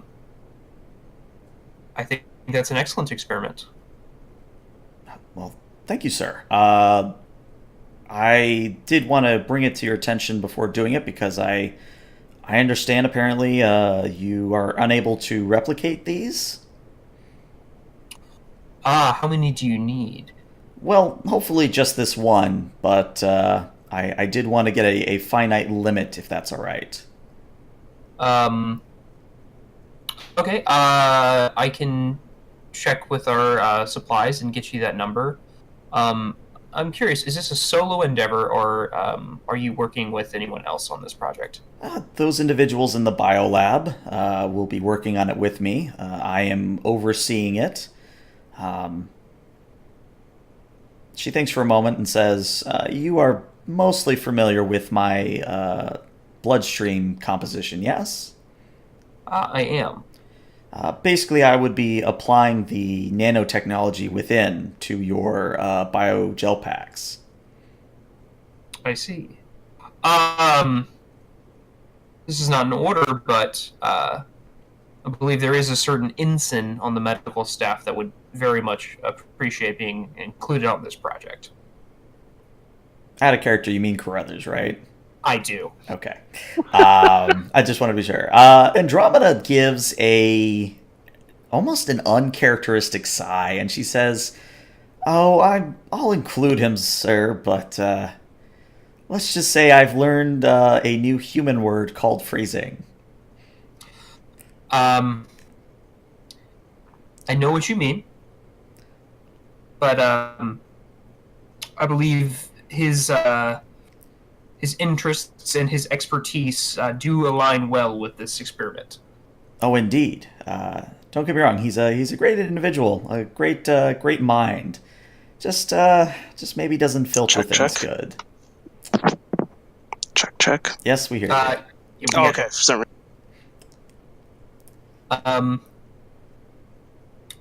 No, just let me know if you have any issues. Will do. And, Okay. she'll stand and thank you for your time, Captain. Thank you. And yeah, she'll walk on out. But yeah, if there's nothing else, we can go ahead and push ahead to when you arrive at Lee 2. Can we say that Janus is awesome and he flew and cut it down time by about 2 hours? Sure, And why major. not? I'll give it to you Yeah. free. Why not? Give it a little bit of, look how good I am type of thing to the command. It's cool. Yeah. You do the what is it? The Scotty. It'll take us 4 hours, Captain, and you do it in 2. Anyways, so when you do arrive in the Lee system, Hailong from Ops reports, Sir, I'm detecting definite signs of a battle. There's several debris clouds that would seem to have belonged to Romulan fighter craft. The only sign of the IKS Warul I can really detect is a decaying ion trail that's leading down to the second planet's atmosphere. Best I can tell, despite the solar interference, it's a Class L, more specifically a frozen tundra. Though, of course, you'd have to consult with Andromeda. It's a frozen tundra, so whichever away team members go should probably have proper gear as well as triox injections just to be on the safe side. Also of note, sir, as I have alluded to, the Class F star and system is going through a period of turbulence. I would definitely not advise trying to beam anyone anywhere while we're in system. Thank you. Please scan for life forms. I've done so twice now, sir, and unfortunately the solar interference as well as the planet's atmosphere is hampering my ability to get an accurate read. Okay.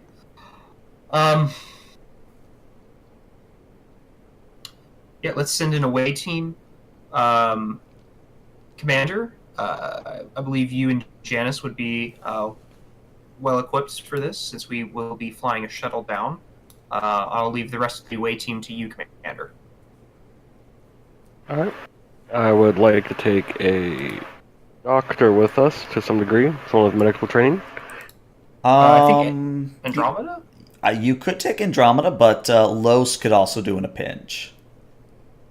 Yeah, I'll take Los. Okay. Okay. He seemed good on the last away mission. And I'll probably grab. Let's take a look here. Also, while you're preparing stuff, when you heard the captain say that we were taking a shuttle down, there was a sudden feeling of relief from Janice that you felt, Commander. All right.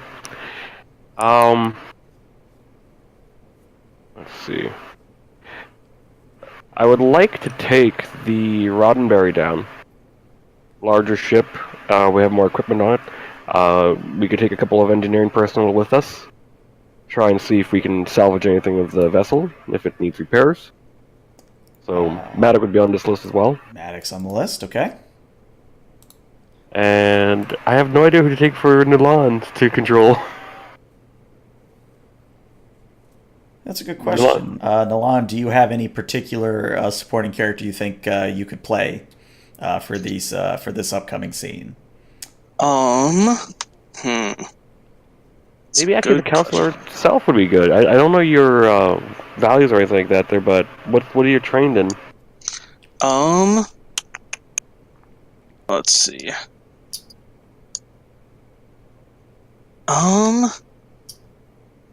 See, values and such as like compassion to understanding, most comfortable in the crowd, price of peace is vigilance, seen much suffering.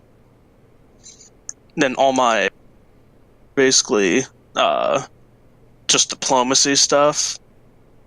So it's up to you. Actually, if it's I'll take the lawn. Okay. All Just in right. case we have anything that we need extra diplomacy help on too. It's always good to have. Okay. All right. I think that's everyone except the captain, but he'll be lost. Yeah, he'll be Los, yeah. And I'll take Rouge as well, just for extra security, just to make it Klingons. Or Romulans. Okay. And Rouge, and I will put you on this map. And you can decide where everyone's sitting on your own. I'll be right about here. Okay. Oh, you're not going to let Shravik or Janice fly? No, the Roddenberry's my baby.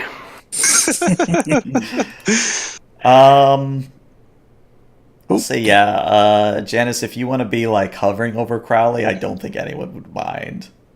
Well, when we walked in, Janice went and checked the arms locker and kind of checked general storage with a odd familiarity you kind of surprised to see. Okay. Yeah, all of you would notice this surprising familiarity.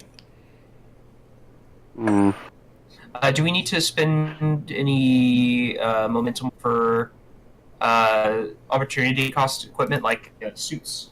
How that works?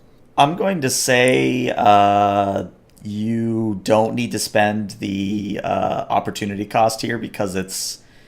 Well, let me double check.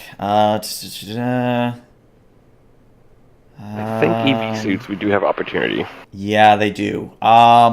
You have what at the moment? 2 momentum? 3? I think we're 3. 3. Okay. Since it'll be a scene change, if you want to spend the rest of your momentum to bring EV suits, then you can do so. Yeah, I think we need to. I think the one that might not would be our Andorian pilot. Yeah, we kind of like the cold. Our planet's Right. not exactly warm. I don't like the cold at all. All right. Well, if it comes up while you all are wearing the environmental suits, you do have resistance 1, so just in case it comes up. All right. But you are no longer have any momentum. But yeah. So unless you belabor the point, Crowley and the away team, you steer the Roddenberry out of the shuttle bay and down towards the planet. Now, the planet itself, which I forgot to mention earlier, it is this sort of ice blue, even from surface, it is, you can tell that it is just an ice ball. As you begin to near the atmosphere, you see very impressive ice sculptures from your current position, which would have to mean that they are absolutely tremendous in size. So as you go down through the atmosphere, Crowley, since you are at the helm, if you could roll me either a daring or a control plus con at a difficulty of 2. Plus con. I have a focus for this. Nova Squad pilot. And yeah. Okay. Do you want to modify that roll in any way, or do you want to live with it? You guys fine with me giving him threat? Yeah, Sure, why not? Sure. What's the worst that can happen? A complication. Complication, yeah. There we go. Okay. Well, technically that had to happen when you rolled, but I'll let it happen in this case. So, yeah, Crowley, you're this will actually tie in well, I think. So, Crowley, you're bringing the Ronberry down through the atmosphere. It's a little bit bumpy, nothing the dampeners can't handle, but you are noticing a strange power draw from the starboard impulse engine. And Janice, you would notice this from your position. Sir, I'm detecting an odd power drain. Power drain? Alright, let's compensate. Matic, can you identify what that is? I can't. We'll start doing it now. All right. If you would then roll me another, we'll say either an insight or a reason plus engineering. The difficulty here would also be a 2. Would my talent apply to here as well, seeing as I built this You ship? built the ship, so I'll let it happen. All right. And then prototype engineering, I'm assuming, applies. Mm-hmm. Oh, hell. Oh no. Do you maybe want to burn determination to re-roll that? I think that means you find the problem. Well, technically I gave him an order, so can't he re-roll it with my advisory? Sure. Yeah. Let's do that because complications are weird at this point. You become a brick and fall. Like, no! Matic finds the problem and decides that he's just going to shut down the engines to make it work again. He's gonna turn it off. Oh, hey! Nice. All right. So you guys have a momentum. Good job. Matic, you of course find the culprit right away. Almost a very similar problem to earlier. A plasma manifold just isn't responding properly, and now that you've seen this a second time, you maybe think to check where the hell this plasma manifold may have come from. And I would say with probably about 75% confidence, if not more, you realize that the particular batch of manifolds is probably just faulty. Were they replicated, or did they come from somewhere? They would have been holdovers from your first supply of Narendra Station. So this would have been months and months ago. Okay. I'm going to log it, and whenever we return to the Arcadia, I'm going to have it be auto sent to the chief engineer on Narendra. Okay. All right. And then I can't do anything to like replace it right now, can I? Not without taking the engines offline. Okay. But yeah, you get down into the atmosphere just fine, and outside it is just blistering wind. Of course, the Roddenberry doesn't really have a problem flying through atmo and heavy wind, but it is noticeable because there are subtle lurches despite the dampeners as the Roddenberry is buffered a little bit. So as you're flying along, Who would like to handle the scanning of the surface? Say Nilan might have the more higher stuff for it. I was about to say I have no science. Oh, Oh, What about Los? What does he have? I am checking now. He's got a 1. I have a 3 in science. Well, I think you might be our winner here, Nalan. Alrighty. The task is reason plus science, Alright. and the Roddenberry will assist with sensors plus science. The total difficulty is a 2. Do we Okay. need someone to roll for the Roddenberry? Yeah, if one of you could do the Roddenberry. Alright, I got it. No focus. That's a complication. Uh, And I And did that's a order pass them. from the Roddenberry. All right, so here's so Its are target you number was are you 7. saying that Crowley could have possibly told Nalan to be scanning? You know, give him an order to be doing stuff. I did order him that time. I did not say anything. yeah. Unfortunately, no. Okay. Oh, Jesus. Now I got to think of a good complication. You know what? I'm not going to do a complication. I'm going to take the threat instead. Oh. Nope. Oh, no. We're going to the combat later. We're all gonna die. It's my fault. So, Nalan, you are able to find the Warul crash site after about 10 minutes of flying along. It is within a icy valley, and you are able to tell that the primary hull has lost both wings that are typical to a bird of prey, and what remains of the Warul is half buried in ice.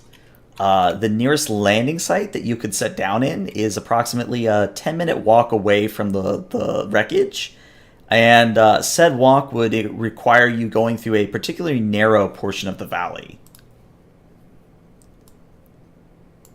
I'm being told this information. Yeah, I'll relay it to you. We could.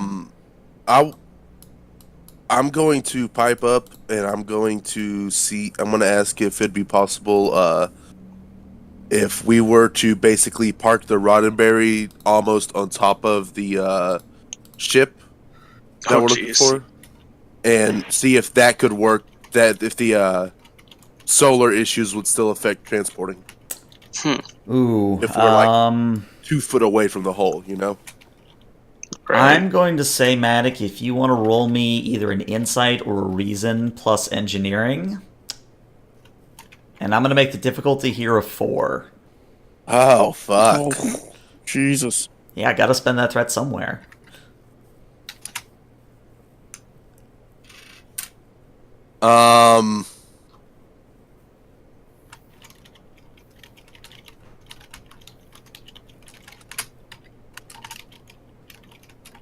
I don't think any of my focuses would apply. Power systems, quantum mechanics. That's. I mean, technically, I suppose transporters do use them, but I'm going to say no in this instance. Am I going to be assisted by the computers or sensors? I'd say yes, but the Roddenberry doesn't have much. So, I want to say one thing.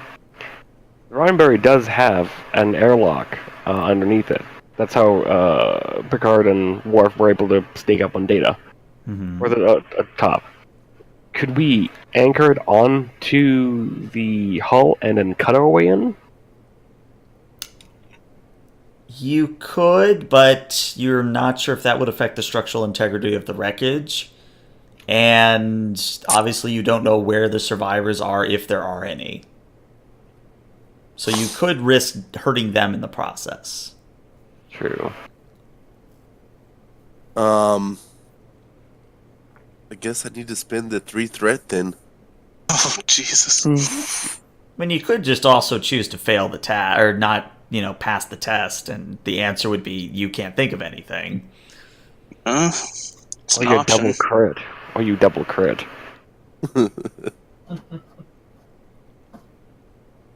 I mean, What are the other options besides trying to figure this out? Besides walking. It's only a 10-minute walk, and there's It's 10 could. minutes. It's not that bad. But it's a nice narrow path, so that kind of makes me go 300. Mm-hmm. So I'm going to try something here. If this is the red that- line up here is the bird of prey, what if we just, since the ship, the Roddenberry has its own internal gravity, what if we just hover up above, open the landing ramp, and then walk off? We just hop right on top of the ship. Oh yeah, we could do that too. You could, yes. Though I'm not to shoot down your idea though. I would say again you would be risking the structural integrity of the wreckage. Well, we're not making contact with the ship at all. We're hopping onto it. Right, but that's what I'm trying to relay though, is that even your presence of jumping up and down on the surface, that's how badly this ship has been damaged. Have we tried to contact their ship? Not yet, no. Have we tried scanning for life? I'll say that gets included in the lawns. So there are, let me double check my notes. There are 3 Klingons in the valley, and there are also there are another 4 Klingons with weak life signs in the remaining wreckage. Alright. If I was told about the life forms in the valley, that's my first course then. Okay. So that'll give time for Mac to think of something, maybe. But that I'm taking the ship right to those Klingons. Okay. So, Matic, have you found a way to maybe do your role, or are you just going to kind of go, yeah, transporters aren't happening? Transporters are not happening. I don't Okay. want to just hand you a bunch of threat. All right.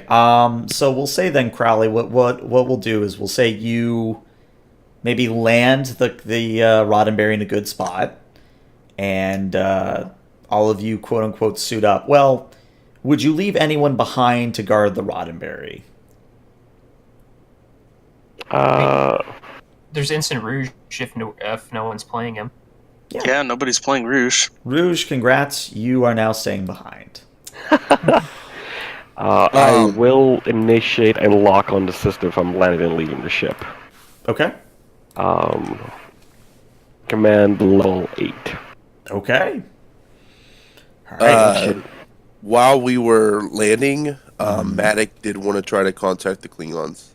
Okay. I believe there's an actual rule for this.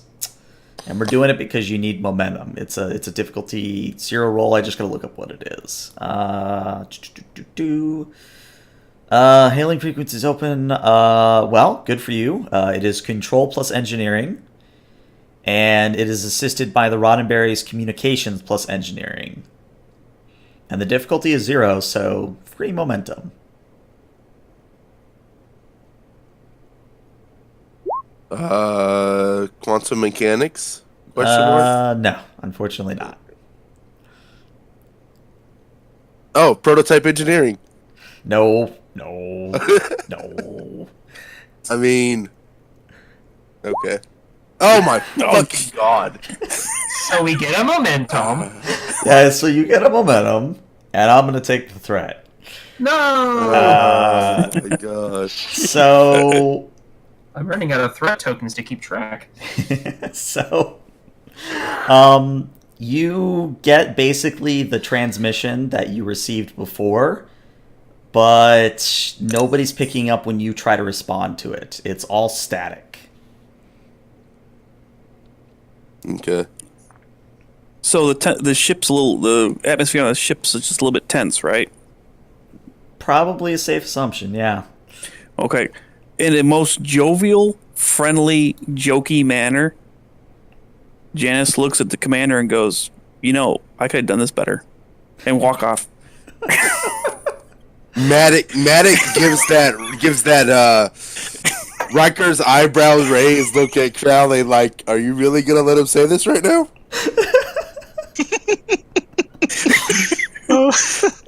Like I said, is the most jokey manner trying to make friends because he's new. He's like, I gotta land it better, and walked away.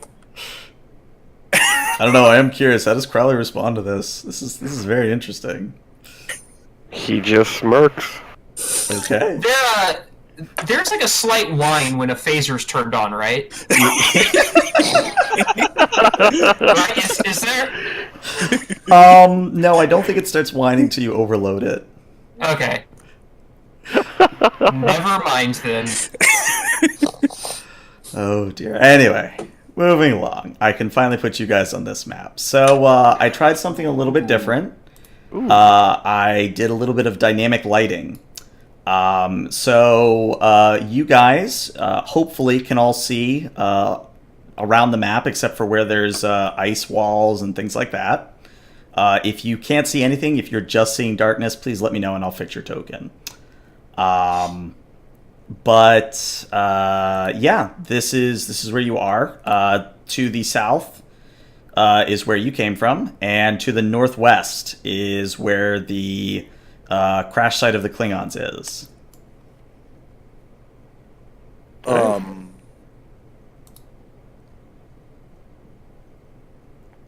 So how far away are the Klingons in the valley from their ship? Let's measure. They are approximately 70 feet distant. Okay. Yes, I think that's right. Nope, sorry, they are 90 feet distant. Okay. I want to try and reach out and just try to sense their emotions. Okay. What would be a good roll for this? How would you feel about a insight plus command? How would you feel about that? That works good. Okay. Difficulty here would be a 2. No focuses. Yeah. Yeah, I mean, you sense there's 3 Klingons, but you can't really get a good gauge on what they're feeling at the moment, either because of range or because the environmental suit is just kind of distracting you. You know, there's a good reason why you can't really get a good read. That's the only thing I'm sensing, though, is us and Klingons. Nothing. There's no giant snow leopards, if that's what you mean. I was thinking more of the pointed-eared ones. Ah, well, who knows? Crowley should. The lawn should. Anyways. Our emotional radar. Yeah. So if you would, what I'm going to do is I'm just going to put us in turn order because it might matter. Kind of to borrow from D&D a little bit. I'm going to say your movement speed on this map is going to be 30 feet at a time, which I believe is 6 squares, 7 squares, 6 squares. So we'll just start at the top and we'll work our way down. So Crowley, where do you move, if at all? Let's see. I'll move as far as I can. Okay. Yeah, and you guys can shift around that dotted. It's kind of hard to see, but there's a dotted box of where you started. So yeah, you could move around. All right, so that's Crowley. Maddox, where would you like to move?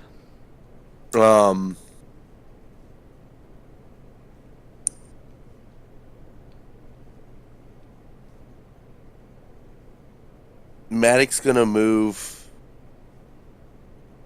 just right around the corner, trying to see what's up. Okay, so Maddox, you round the corner, and as soon as you do, a Klingon disruptor hits the wall next to you, and you hear a shout from, I believe you can just see the edge of him. Can you see this guy over here? Yeah, I No. can see him. Okay. Oh, he can. Yeah, he can. Yeah. Each of us see differently. Yeah. That's so cool. So, yeah, Maddox, you see the culprit of who fired, and the Klingon shouts, "You'll never take us alive, you Romulan scum!" Good thing I'm a human then, you dumbass. So everyone hears this, and after a moment, the Klingon shouts back, "Show that you bleed red."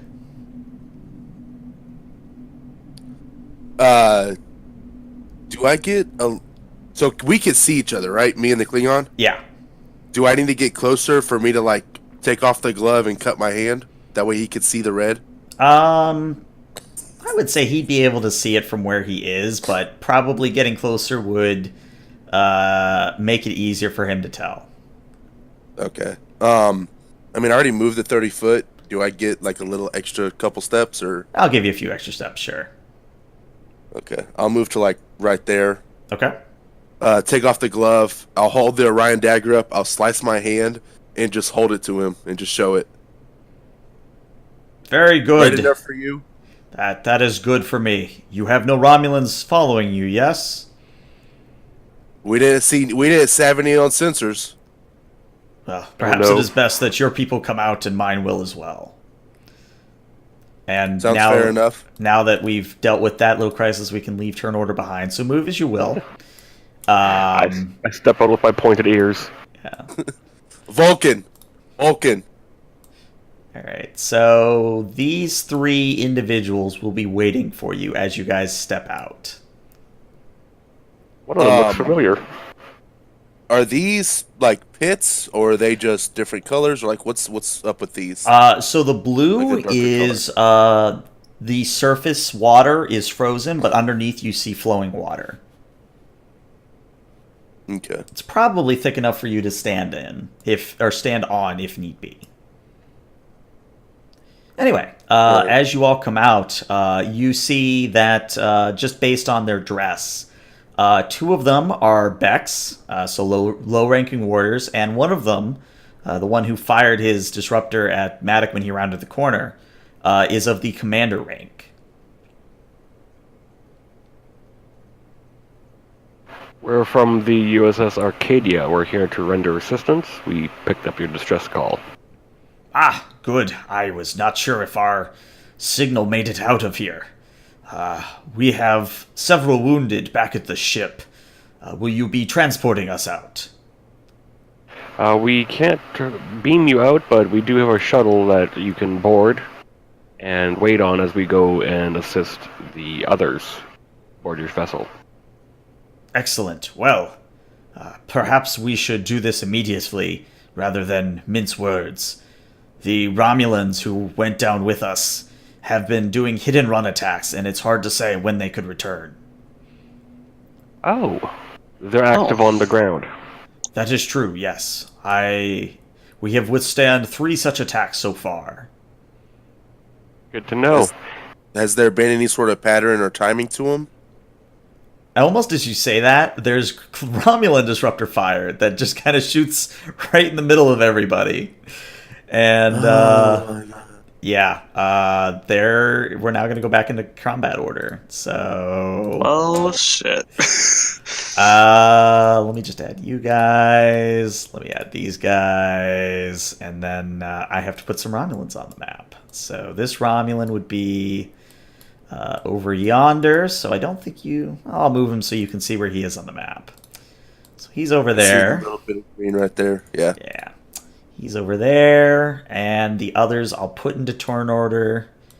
But we'll reveal them as needed. All right. Okay, so first up is you guys as players. You guys get to move first. And I think one of you might have pack tactics as well? Yes. I also have quick action. Okay, so basically 2 of you are going to be able to do your actions now. So which 2 of you want to go first? Go ahead, sir. I want to try to determine where that fire came from. Okay, that would be a Insight plus Security at difficulty 2. That's security. Oh, that's science security. Yeah, you got what you needed. Came from this guy right here. Can you shift click? I can, yeah. That guy.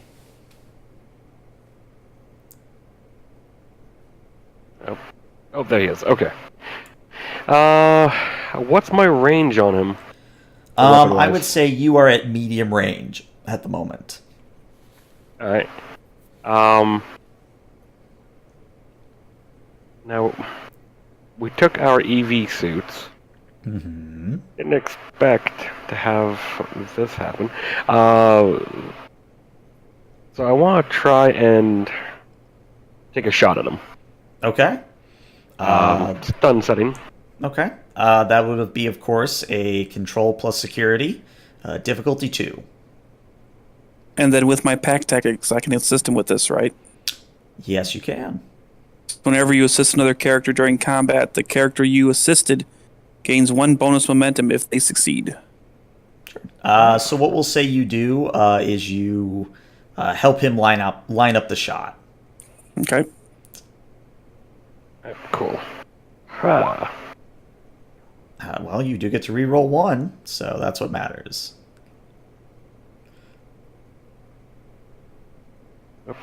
I can't type apparently. D20. All right, you do get what you need. Go ahead and roll me your challenge die for your phaser. And the phaser challenge mode is what exactly again? What do you have, a type 2 or a type 1? It is a type 2.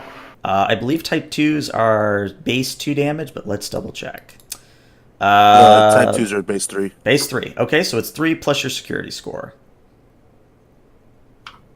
7 dice. Mm-hmm. Okay. Let me see if there's anything I can help you with here. Okay. We'll do this. I'll give this to you free, but in the future we're gonna have to have you guys declare it. Yeah. So free action. Yeah. yeah. So as a prepare minor action on your turn before you fire a phaser, you guys can have it take the Vicious 1 effect, or Piercing 2, or Intense, or Area. But what helps you here is the Vicious 1. Because you rolled an effect, that means you do 5 damage instead of 4. Okay. Which is the magic number in combat. So you fire with your phaser, and your aim is true, along with the assistance of Janice, and yeah, the Romulan just drops stunned to the ground. Got him right between the eyes. Oh, didn't mean to put him on the GM layer. Meant to X him. All right, yeah. So he is effectively out of this combat. All right. So is that just my 1 turn? That is your 1 turn. All right. So with quick action, we can maintain initiative for the first round, which means I get to let someone else go right now. Correct. So I would either like Los or Janus to go. I can't see anyone else to attack. Whoever So could I maybe don't scan know. them. Maybe Nealon for a life science scan to pinpoint them. Sure, if you want me to. I mean, I'm assuming they're probably with the other Romulan over there, the one that got X'd out. Probably. Yeah. Or they're surrounding us. Or they're on the Klingon ship. Ooh. I can also, I guess, give it to the Klingons too. So if they want to go, Yeah, the Klingons could go if you'd like. All right, I think that's all the tokens where they should be. Okay. Let's do the Klingons next then. So this individual here is going to dive behind cover and is going to shout, "Look out behind you!" And as that happens, there is a disruptor fire from behind you. Well, mostly behind you. And it's directed at this Beck here. So let's see what they roll. They do indeed hit. So I have to look up challenge die. So they have a... what page number did I write down? There we go. All right. So their total challenge die is going to be a whopping 5, vicious 1. Okay. so I have a question. Yes. How could I use determination to take that hit instead? There's a specific security talent that you would have to have. Okay. Yeah. Well, the good news is that thanks to the Beck being a Klingon, she only takes a glancing blow, suffers all of 2 stress worth of damage, and she wheels on the spot and is probably going to fire back on her turn. But we come back around to the players. So who would like to go next for the players? I mean, I think I want to move around the corner and shoot, but how much momentum do we have? Did we generate any after that last attack? I believe you have 1 at the moment. Okay. Unless there's any objection, I think I'm gonna move to here. Oh, I see a guy, By all means. and I'm gonna shoot at that guy in cover. So I'll take. Ooh. So if I want to take 2 minor actions, I'll have to spend our last momentum, but that will let me aim in addition to moving. Which would allow you to re-roll a D20. Mm-hmm. Would you guys be okay with that? Yeah. Sure. Yeah. Or alternatively, I could give threat, but I think the GM has a lot of that right now. Oh yeah. Yeah. Oh yeah. Okay. Yes, let's give the GM threat in combat. Well, let's give him more than he can use. Then it's fine. All right. So I'll spend our momentum and control security, right? Yep. Control security difficulty 2. And I'm going to assume hand phasers is an applicable focus. Oh yeah. Oh yeah. Unless you want to start throwing icicles at him, in which case, you know. Ooh, that's a good idea. Okay, you pass. Go ahead and roll me some damage. Yeah, I'm not going to bother with the reroll. So damage.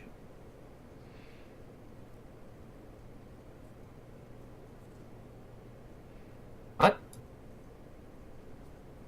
Okay, never mind. Sorry. One second. It's 7 dice. Oh, I didn't say before, but I would have done vicious because they don't seem to have resistance. Well, that would have been another minor action. So Oh, to prepare? yeah. Okay, then yeah, I don't get any. But that's 4 damage. Hey, it's 4 damage. So Can could I spend 1 threat or give you 1 threat to add the 5th damage? sure, I'll let it happen. So I've got a lot of threat now. Okay. So Los, very similar to what Crowley did. You brace yourself. You take a moment to line up, and you pretty much nail the Romulan right between his eyes.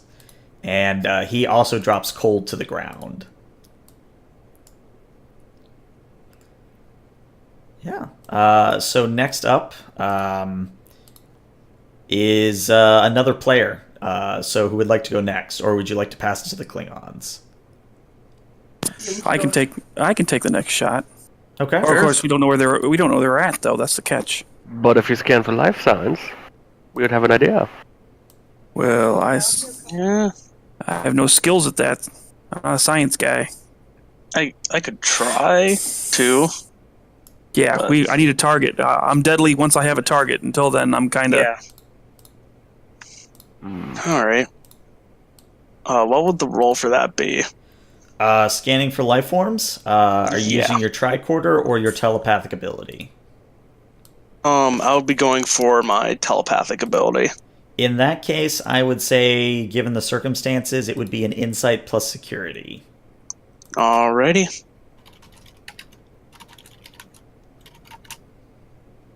I'm going to make the difficulty here a 3. Alrighty.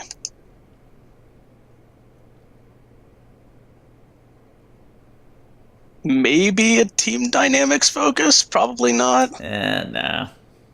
Okay. Yeah, wow. There you go. So I'm going to point you where you sense them using the arrow tool. So you sense one here. You sense another one behind the wall here. You sense a third one behind the wall there. And then you sense that there is a Romulan hiding in this depression. Hopefully you could see that arrow, and if not, I'll ping. No, I saw it. No, we're Okay. good. Neelan's new nickname is Radar. Oh, jeez. Yeah, so I'll go ahead and point all those out to Lieutenant Janice. Okay. Yeah. All right, so it is Okay. the Romulan's turn now. So this one up here is going to peek out from cover, and we'll fire his disruptor. Survey says he hits, and he's going to hit Commander Pagax or Pax. I pick these lovely names and never can say them right. You know what I mean. He again The will person do- that's not fodder. Yes, the person that is not father. Oh, and the commander is indeed wounded. So the commander is not knocked to the ground, but crumples on the spot. Crowley and Alon, you both sense that he's still alive, but he's gonna need some medical attention ASAP. All right. And I'm just gonna put a red dot on him to symbolize that. Nice. Okay, so that is the Romulan's turn. I believe we now have Janice and Matic that are the remaining individuals for the players. Okay, so I'll go ahead and take the next shot here. Okay. I'm going to move up to this position. Oh, I can't. Yeah, I'm going to have to move up to that position with my... Okay, well, I don't see anything yet, so I must have to move a little bit more. You said he's to the south depression? Right about here is where you will see him. Okay. And then that should be about my movement. Yeah, and you should be able to see him now. Oh, okay, now I can see him. Yep. So with that, now that I see him, I take out my hand phaser. Mm-hmm. I already used my movement, so I can't charge. And I'm going to do my best to put one right in the middle of them. Okay. So yeah, control plus security, please. Yep. Control plus security. Let's see. 2.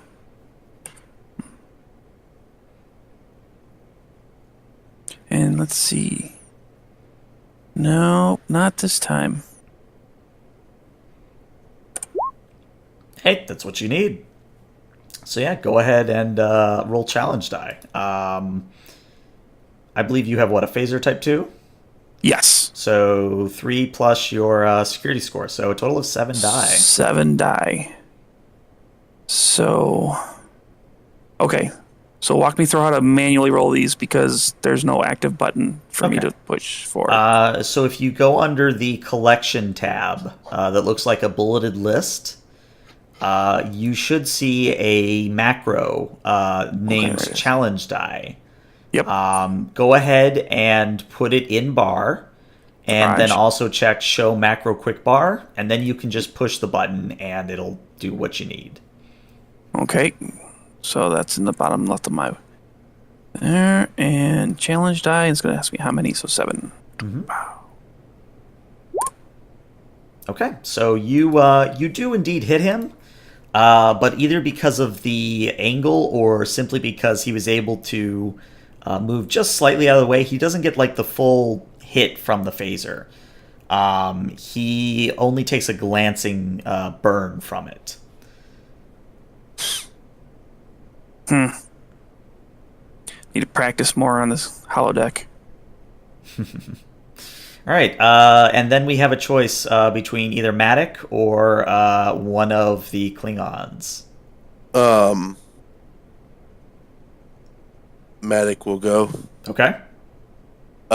Seeing the Klingon commander go down, Matic is going to run and then slide over to him. Okay. He's gonna start trying to like as low as he can to the ground. Try to start doing some medical stuff. And then the Beck that he ran by, he's gonna tell her to drop this Romulan over here. Okay. Let me double check your actions here. I'm assuming Matic doesn't carry a med kit. No, he doesn't, but he doesn't need to because he has this talent called field medicine. Ah. When attempting a medicine task, you may ignore any increase in difficulty for working without the proper tools or equipment. Okay. I'm going to say then that this is going to be at least I'm pretty sure, this is going to be a control plus medicine. Maybe daring, either daring or control plus medicine. And the difficulty here was going to be a 3, but you can, of course, make it a 2 with your talent. All right. No applicable focuses. Actually, I found it. It is specifically daring plus medicine. Okay, then I'll just re-roll it then. Okay. Because I'll let it happen. I'll let it happen. That could have been bad. Yes, that could have been very bad. Very bad. Okay. So, you get what you need. You are able to stabilize the commander. He's not going to die at the end of the scene, but he is going to remain incapacitated. Now, of course, you can spend 2 momentum to get him back in the fight if you wanted to. I think we only have 1 momentum. Yeah, you only got the 1 at the moment.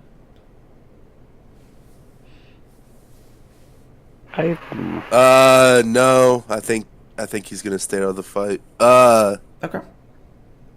Spending determination. How does that help us? Like, can I spend it to go again, or what? So the magical limit is only 2 turns in combat that you can do back to back. That is from Word of God, like Jim Johnson level things. So because Janice went and then you went, it has to next be the Romulan's turn. Okay. But determination in combat. Let me double check the rules on this. If you spend a determination, you can get another task, you specifically. Or you can also use a determination to ignore an injury. Those are the 2 biggest ones. So I could spend my determination and attack this Romulan, right? Correct. Is that what you're saying? Yes, Okay. but you would have to have an applicable value. No stranger to violence.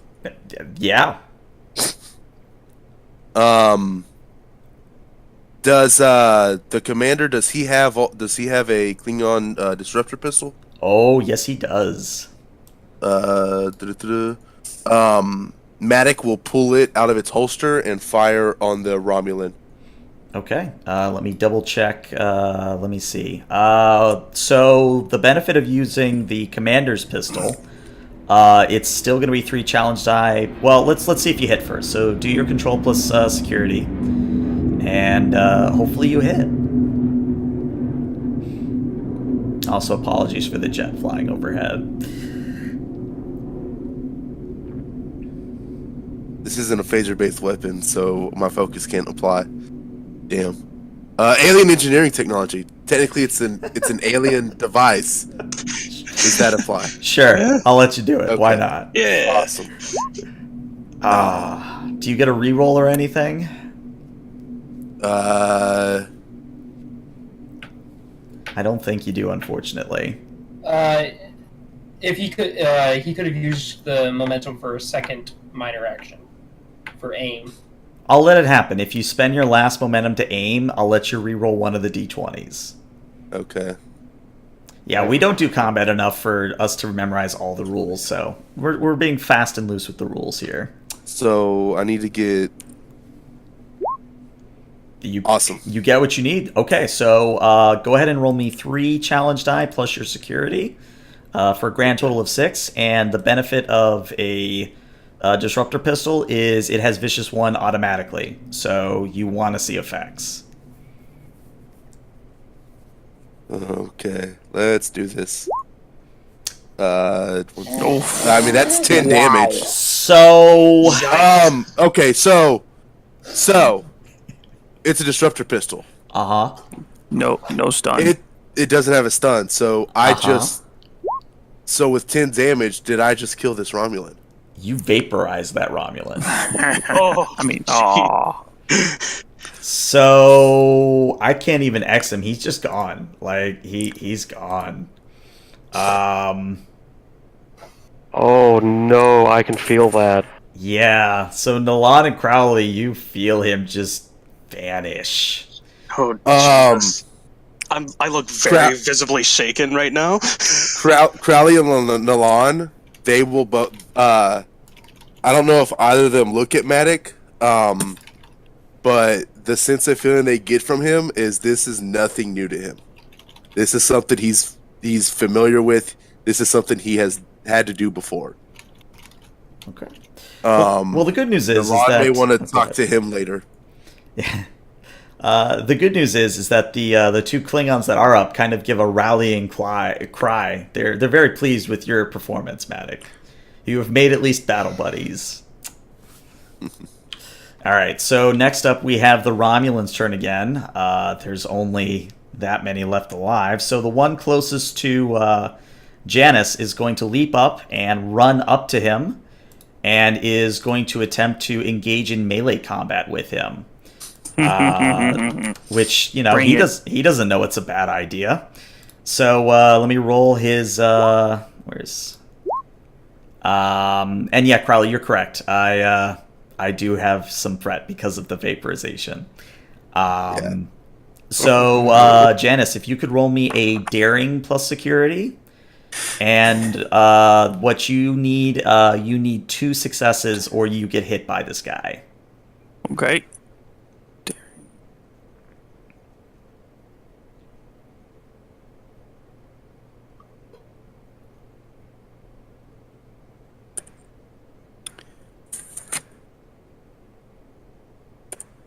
And being a Ushan, do I get a focus on this?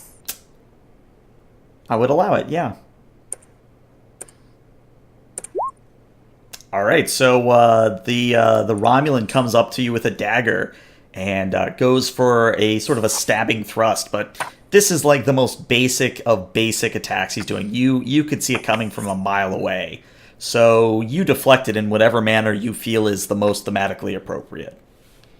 If he's just coming straight at me like a standard centered body jab, I'm basically taking my left hand and swatting it away in preparation for my attack, which of course I'm pulling out my toy. So Okay. Then we come around to the Klingons, since they are the only remaining individuals. The Beck here, next to Matic, is going to run over to cover here. We'll be able to see one of the Romulans behind cover, and we'll fire. Actually gets a... I'm going to rule that gives you guys momentum. So you guys get 1 momentum from her. Oh, no, that's a 20. That's not a 1. Ew. But it's green. That means good. Yeah, that's where I was like, it's good. No. Yeah, her disruptor fire goes wide, completely misses the Romulan. And the one remaining Romulan before we start turn order over again kind of peeks out behind cover, and let me see what he sees. Would help if I gave him vision. Sight. Yes, he will be able to see Nalan and Crowley. So I'm just going to roll a d2. 1 is Crowley, 2 is Nalan. Crowley, Where is you he? are our lucky winner. He's Do over it. here. Yeah. Oh, okay. I can't do that. Yeah. So he's going to fire and misses you completely. So we come back around to the top of the initiative order. And the way it works is that since you guys got to go first during the first round of combat, basically the Romulans get to double up. So this one right here, the one that is attacking Janice, is once again going to go for a stab, but he fails. He just, again, you may deflect as is thematically appropriate. now, I thought, question, GM. If uh-huh. I go succeed against him, don't I get to counter? You do indeed. Thank you for reminding me. Yes, so I still have to roll my attack, Mhm. and if I succeed, I get to counterattack. Correct. Okay, Yeah, it's one of those So- nuances I continually forget. so I'm going to do my control and security. Daring plus security. Daring is and melee. security. Yeah. My bad. Daring.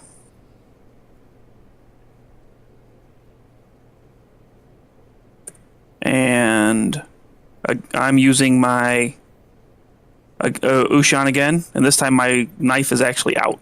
Okay. Or, well, basically my pointed weapon. Mm-hmm. Yeah, you may roll your challenge die damage. Okay. And confirm it's 2 challenge die plus my security, correct? Because it Correct. says... Okay. And it automatically has Vicious 1. Yep. Okay. So...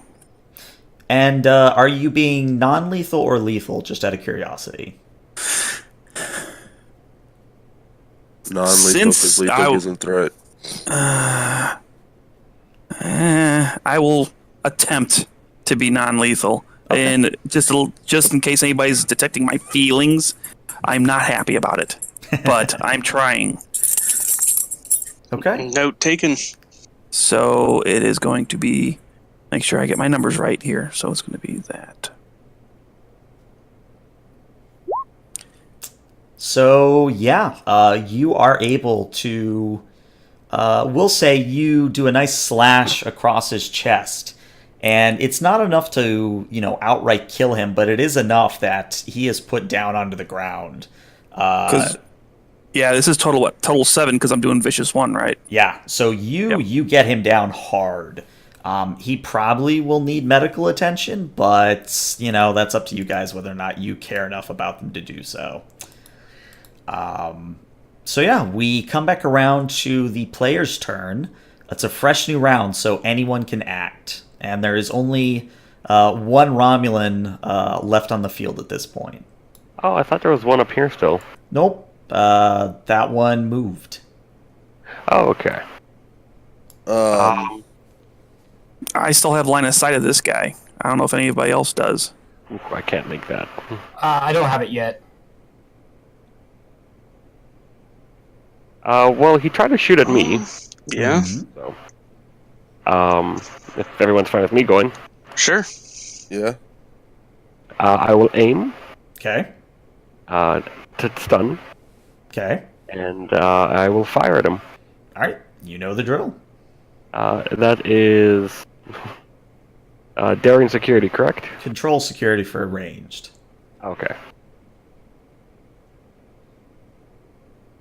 No focuses. So, But I can re-roll Okay. because I took aim. Yeah, you get what you need. Yeah, you hit the Romulan true. Now, can you roll the appropriate amount of challenge die is the question. So that's security plus 3. Mm-hmm. 7 dice. You know what? Since we're getting near the end of the session and you guys are just going to stun him anyway, yeah, you drop this Romulan too. Okay. So yeah, we are now officially out of combat. Maddox gonna Alright. immediately start working on the Klingon commander, trying to get him to get back up, at least walking, and then try to walk him back to the ship. So Pagax comes back around and he says, I can stand, thank you. And as he says he can stand, he tries and fails, and you have to catch him mid-movement. And he says, fine, you may help me to your ship, but not a word of this to anyone. I'm going to approach Commander Crowley with my tricorder in hand, and I'm assuming, GM, that these Romulans will die if they're just left out in the cold. Yeah. I'm going to say, Commander, if we don't help, these Romulans will die out here. I know. And we can't have that happen either.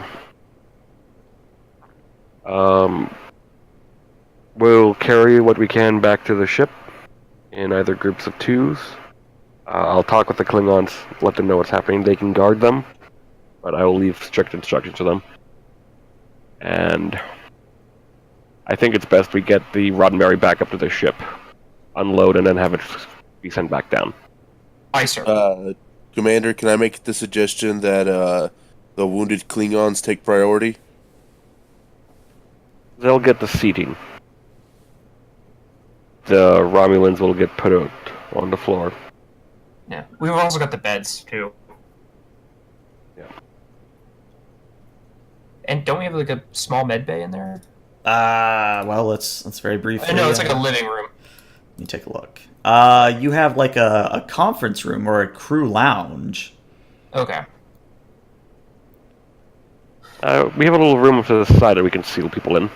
Cool. Yeah, we'll do that.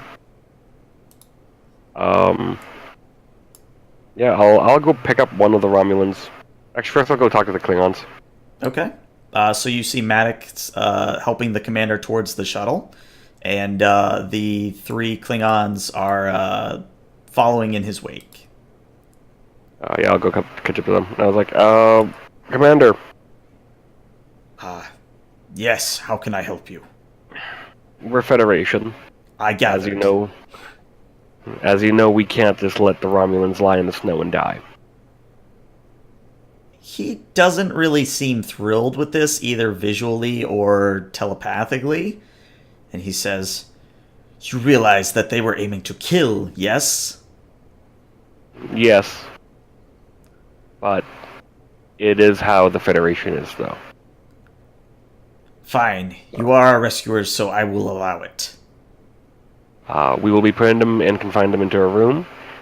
If you would like, you can have your 2 officers watch after them as well. I will stress, though, that they will probably goad and prod until you guys want to attack them. That's what they want. Don't play into their hands. Don't give them the satisfaction. I Think make of all the no information. promises. As long as you can try, that's all I ask. Thank you. Mhm. And I'll go grab one of the Romulans and just hoist him up over my shoulder and start carrying him. Okay. So we are nearing end of session, and I think I want to do it this way. How we'll resolve this whole scenario is you are able to get the 7 Klingons onto the 7 survivors onto the Roddenberry. You're also able to get all 4 of the remaining Romulans into basically a closet of the Roddenberry. And where we'll end the session is you all returning to the Arcadia, and we'll do debriefing and the return to Narendra Station next week. That way we can have a little bit of play with our other new player when she comes in. Sure. But yeah. Sure. So yeah, good session, guys. Hopefully you guys had fun. I'm going to end the stream now. But players, if you could stick around for just a little bit. So anyone watching this, thank you for watching, and bye-bye.